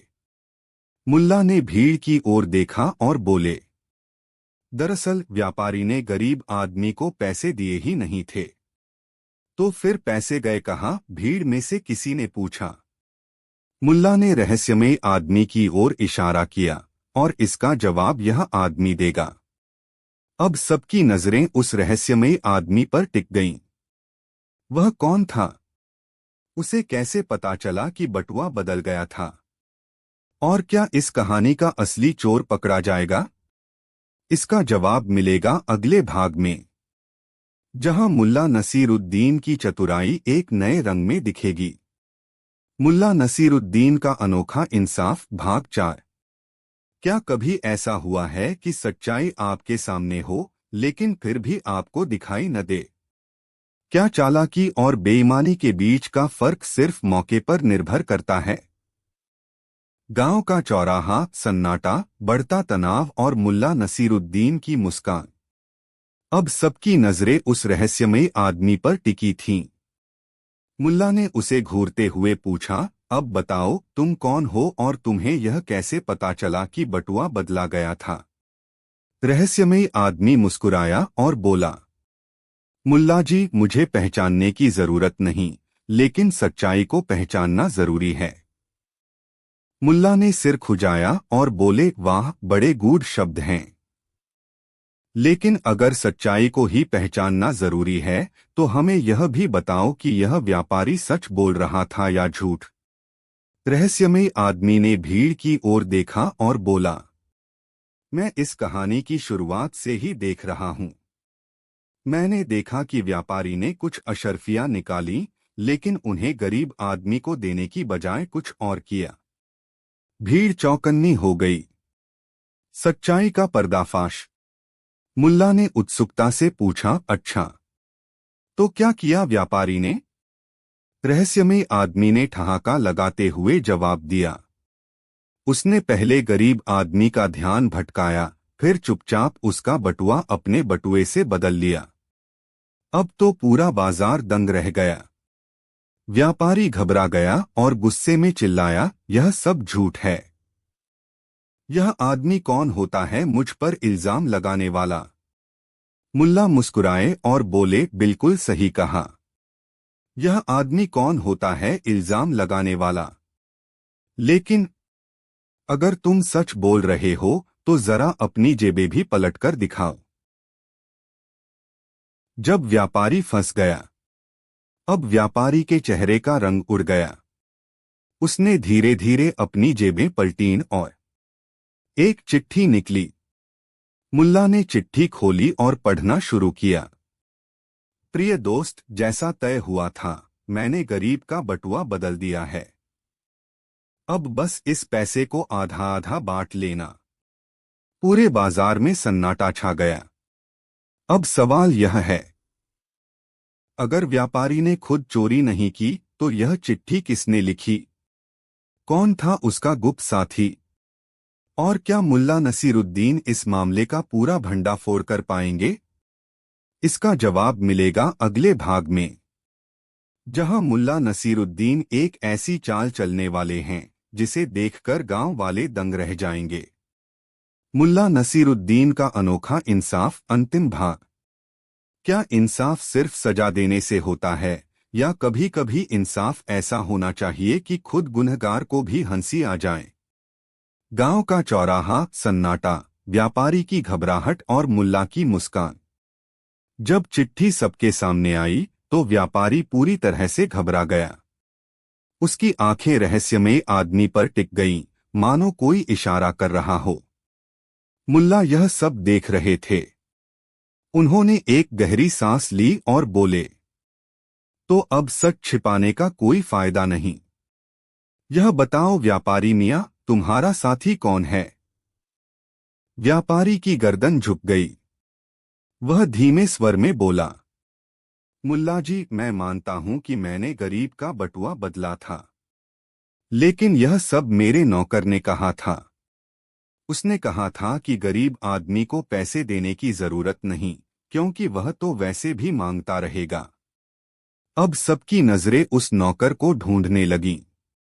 जब रहस्यमयी आदमी ने असली खेल दिखाया, रहस्यमयी आदमी मुस्कुराया और धीरे धीरे अपनी पगड़ी हटाई। जैसे ही पगड़ी हटी, पूरा बाजार चौंक गया। वह व्यापारी का अपना नौकर निकला। मुल्ला ने हंसते हुए ताली बजाई, वाह! अब तो मामला और भी मजेदार हो गया। नौकर झेंप गया और धीरे से बोला, मुल्ला जी, मैंने ही व्यापारी को फुसलाया था, लेकिन सच कहूं तो मैं बस उसका इम्तिहान ले रहा था। मैंने कभी सोचा नहीं था कि यह सच में ऐसा करेगा। मुल्ला का आखिरी दांव। मुल्ला ने ठहाका लगाया और बोले, तो अब इंसाफ का वक्त आ गया। सबकी सांसें थम गईं। मुल्ला ने गरीब आदमी से पूछा, अगर तुम्हें इंसाफ करने दिया जाए तो क्या करोगे? गरीब आदमी बोला, मुझे मेरा बटुआ और मेरी मेहनत के पैसे वापस चाहिए, बस। मुल्ला ने सिर हिलाया, बिल्कुल मिलेगा। लेकिन इसके साथ साथ यह व्यापारी और इसका नौकर पूरे गांव के लिए मुफ्त में एक दिन का भोज भी देंगे, ताकि सबको याद रहे कि बेईमानी का अंजाम क्या होता है। अब पूरा बाजार हंस पड़ा। व्यापारी की हार, लेकिन हंसी के साथ। व्यापारी ने शर्मिंदा होकर सिर झुका दिया और कहा, ठीक है मुल्ला जी, मैंने जो किया उसकी सजा मुझे मिलनी चाहिए। मैं भोज करवाऊंगा और गरीब आदमी का पैसा भी लौटाऊंगा। मुल्ला ने हंसते हुए कहा, और हाँ, अगली बार अगर फिर से कोई ऐसी चाल चले तो चिट्ठी मत छोड़ना। अब तो पूरी भीड़ ठहाके मारकर हंस पड़ी।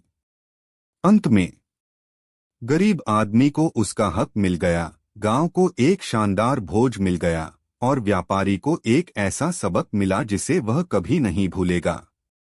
मुल्ला नसीरुद्दीन ने फिर अपनी पगड़ी ठीक की, गधे पर चढ़े और बोले, चलो गधे मियाँ, इंसाफ का काम पूरा हुआ। अब देखते हैं अगली मजेदार मुसीबत कहाँ मिलती है।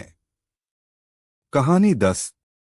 एक दिन मुल्ला नसीरुद्दीन के घर में पैसे नहीं थे। सुबह का सूरज चढ़ाया था, पर रसोई में कुछ भी पकने को नहीं था।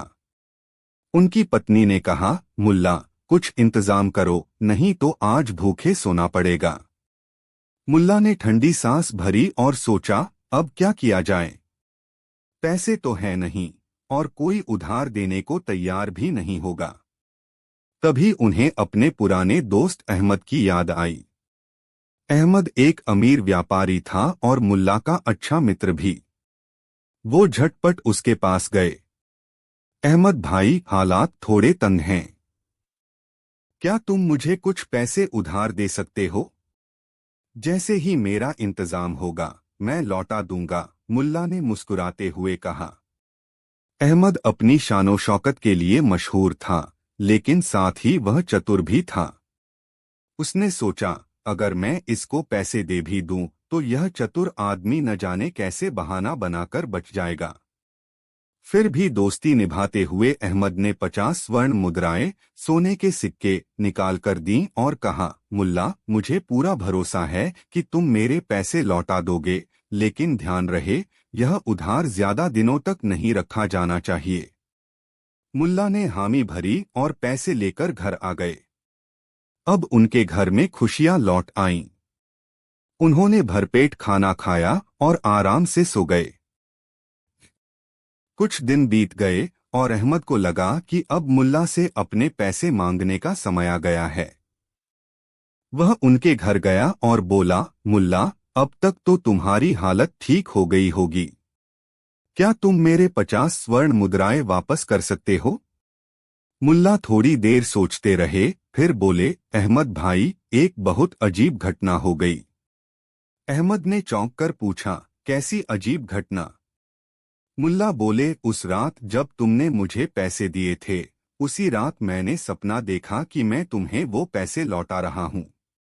अहमद की भौहें तन गईं। सपने में? इसका क्या मतलब? मुल्ला गंभीर स्वर में बोले, भाई, जैसा तुम जानते हो, सपनों की भी एक दुनिया होती है। तुम्हारे पैसे मैंने उसी दुनिया में लौटा दिए। अब असल दुनिया में मुझसे फिर से मांगना ठीक नहीं होगा। अहमद हैरान रह गया। उसने सोचा, मुल्ला मजाक कर रहे हैं या सच में कोई चाल चल रहे हैं। उसने गुस्से में कहा, मुल्ला, मुझे कोई मजाक नहीं चाहिए। मुझे मेरे असली पैसे वापस चाहिए। मुल्ला शांति से बोले, लेकिन अहमद भाई, जब तुमने मुझे पैसे उधार दिए थे तब क्या तुमने यह शर्त रखी थी कि वह असल दुनिया में लौटाए जाएंगे? तुमने बस कहा था कि लौटाने हैं, और मैंने सपने में लौटा दिए। इस दुनिया में मांगना उचित नहीं है। अहमद का गुस्सा 7वें आसमान पर पहुंच गया। उसने सोचा, इस बार तो मुझे कोई ठोस कदम उठाना होगा। अहमद सीधे राजा के दरबार में पहुंचा और अपनी शिकायत दर्ज करवा दी। राजा ने जब यह सुना कि मुल्ला ने पैसे लौटाने से मना कर दिया है, तो वह भी चौंक गए। उन्होंने तुरंत मुल्ला को बुलवाया।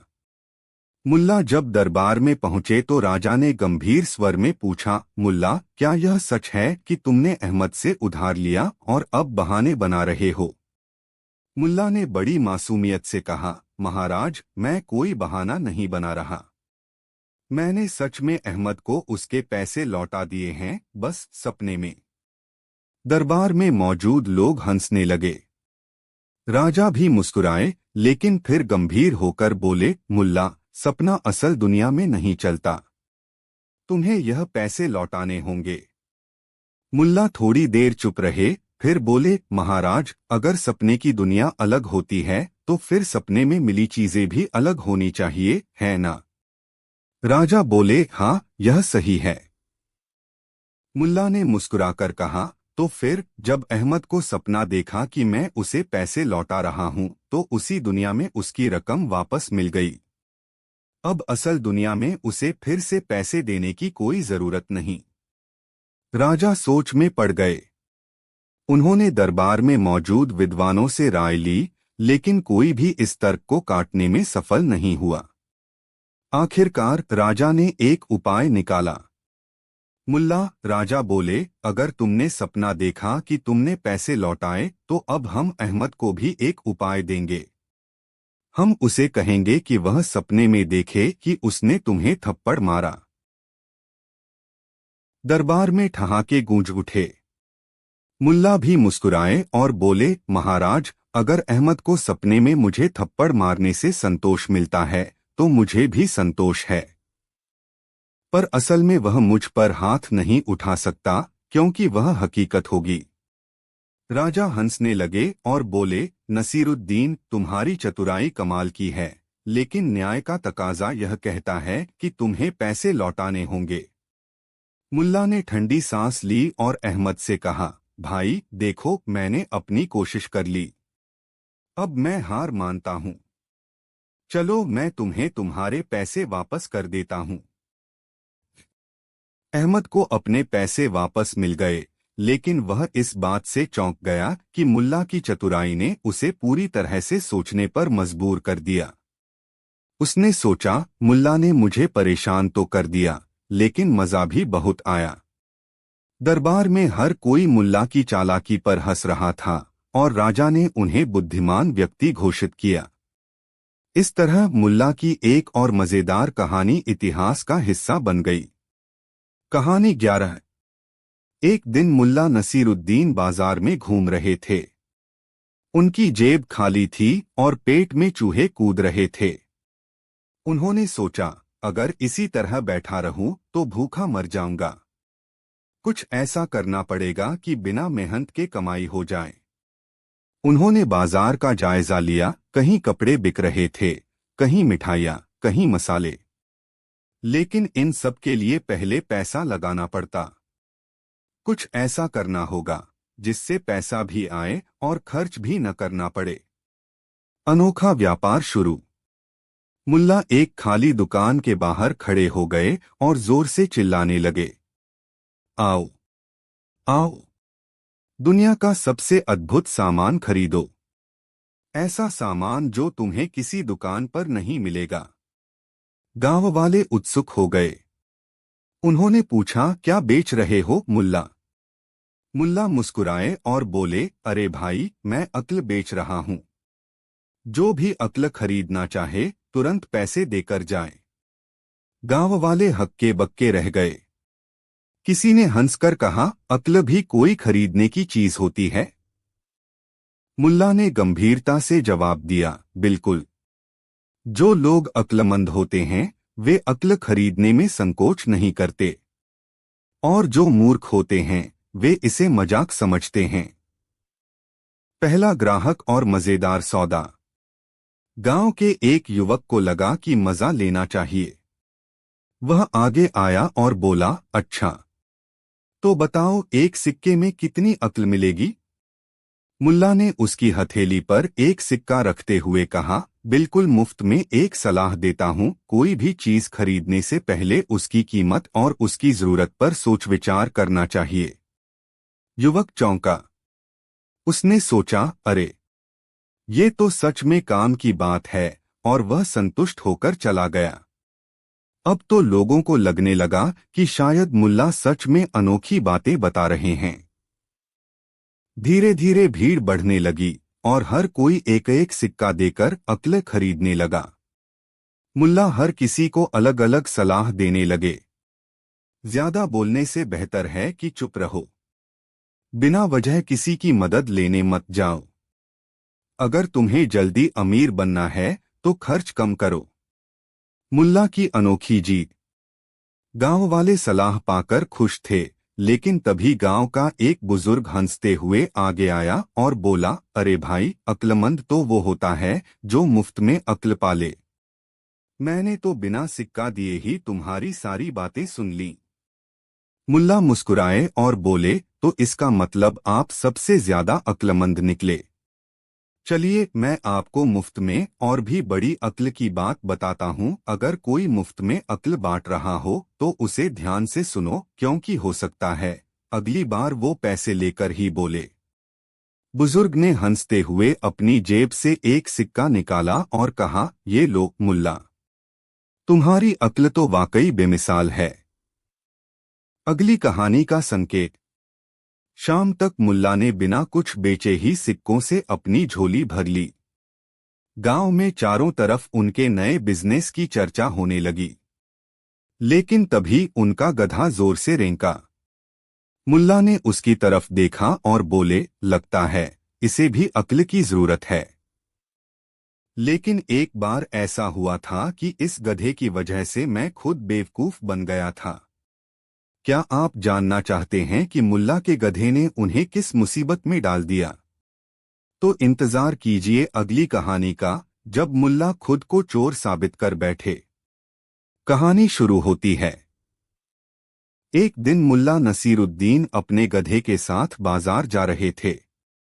रास्ते में गांव के चौपाल से गुजरते ही एक आदमी दौड़ता हुआ आया और घबराहट में चिल्लाने लगा, अरे मेरे घर से कोई चोर सोने की अंगूठी चुरा ले गया।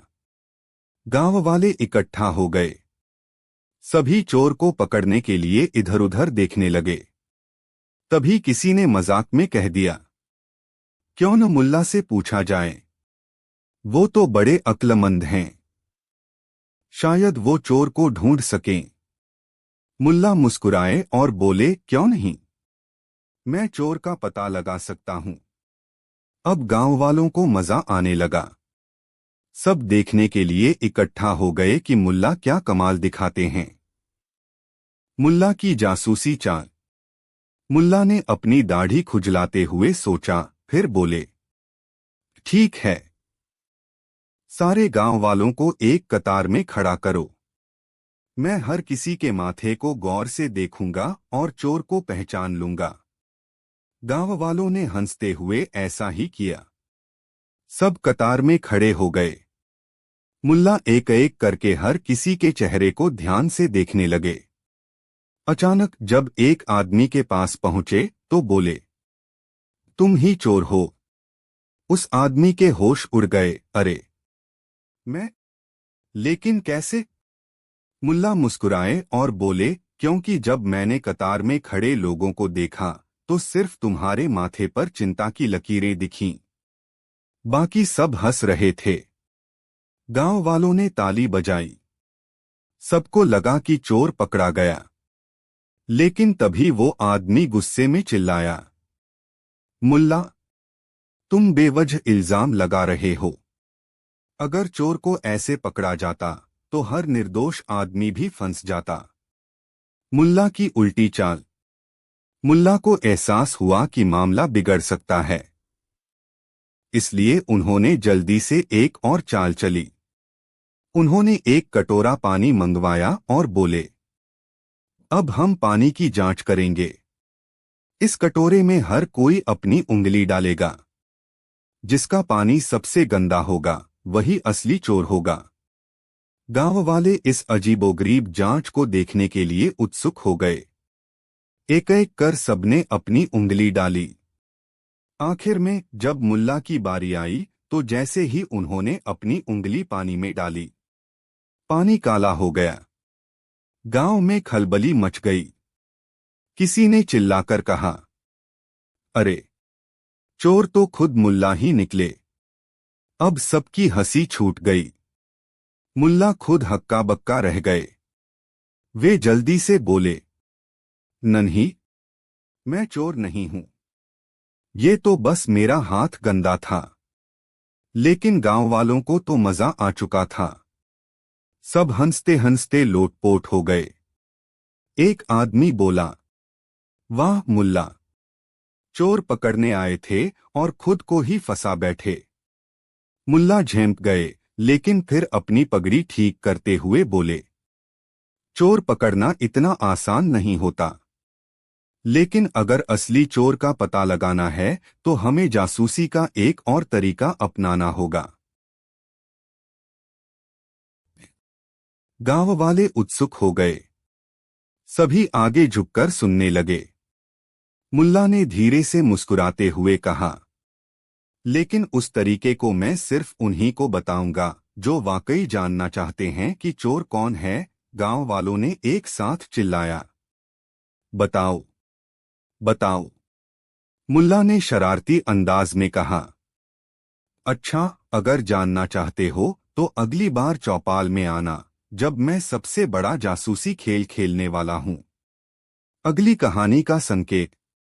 गांव में चर्चा फैल गई कि अब मुल्ला एक और मजेदार खेल लेकर आने वाले हैं। लेकिन तभी मुल्ला के गधे ने जोर से रेंककर सबका ध्यान अपनी ओर खींच लिया। मुल्ला मुस्कुराए और बोले, लगता है इसे भी शक है कि असली चोर कौन है। वैसे एक बार ऐसा हुआ कि इस गधे की वजह से मैं सच में चोरी के इल्जाम में फंस गया था। लेकिन कैसे?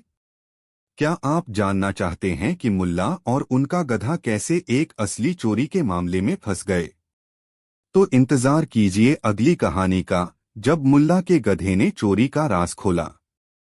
मुल्ला नसीरुद्दीन की पिछली कोशिश नाकाम हो चुकी थी। गांव में अब भी चोरी का हंगामा मचा हुआ था। सभी सोच रहे थे कि असली चोर कौन हो सकता है। गांव के मुखिया ने मुल्ला से कहा, मुल्ला, अब मजाक छोड़ो और सच में चोर को पकड़ने की तरकीब बताओ। मुल्ला ने दाढ़ी खुजलाते हुए सोचा, फिर मुस्कुराए और बोले, चोर को पकड़ने का सबसे अच्छा तरीका है गधे की मदद लेना। गांव वाले हैरान रह गए। गधा? वह चोरी का राज कैसे खोलेगा? मुल्ला बोले, देखो, मेरे पास एक जादुई गधा है। यह गधा उस इंसान की पहचान कर सकता है जिसने चोरी की है। गांव वालों को यकीन नहीं हुआ, लेकिन मजा लेने के लिए सब मान गए। मुल्ला ने गधे को एक अंधेरे कमरे में बांध दिया और बोले, अब सब लोग बारी बारी से इस कमरे में जाकर गधे की पूंछ पकड़े और बाहर आ जाएं। अगर कोई चोर होगा तो गधा जोर से बोलेगा।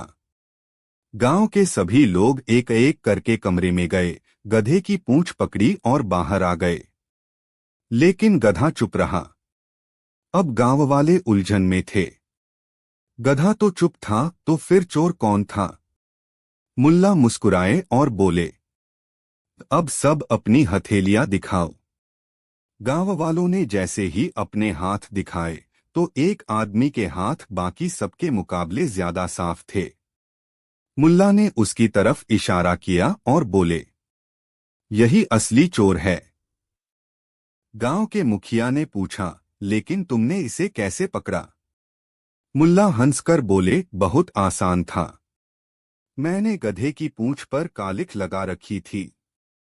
जो निर्दोष था उसने बेझिझक पूंछ पकड़ी और उनके हाथ पर कालिख लग गई।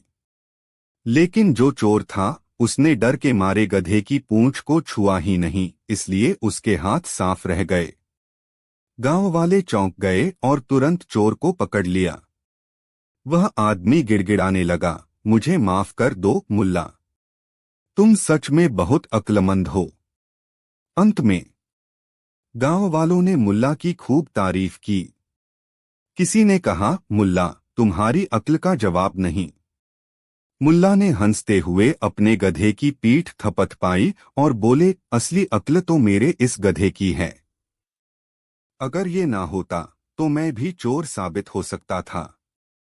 पूरा गांव हंसी से गूंज उठा और इस तरह मुल्ला नसीरुद्दीन का यह मजेदार मामला अपने अंजाम तक पहुंचा, जहां चोर पकड़ा गया, गांव वालों का मनोरंजन हो गया और मुल्ला की अक्लमंदी के चर्चे और भी दूर दूर तक फैल गए।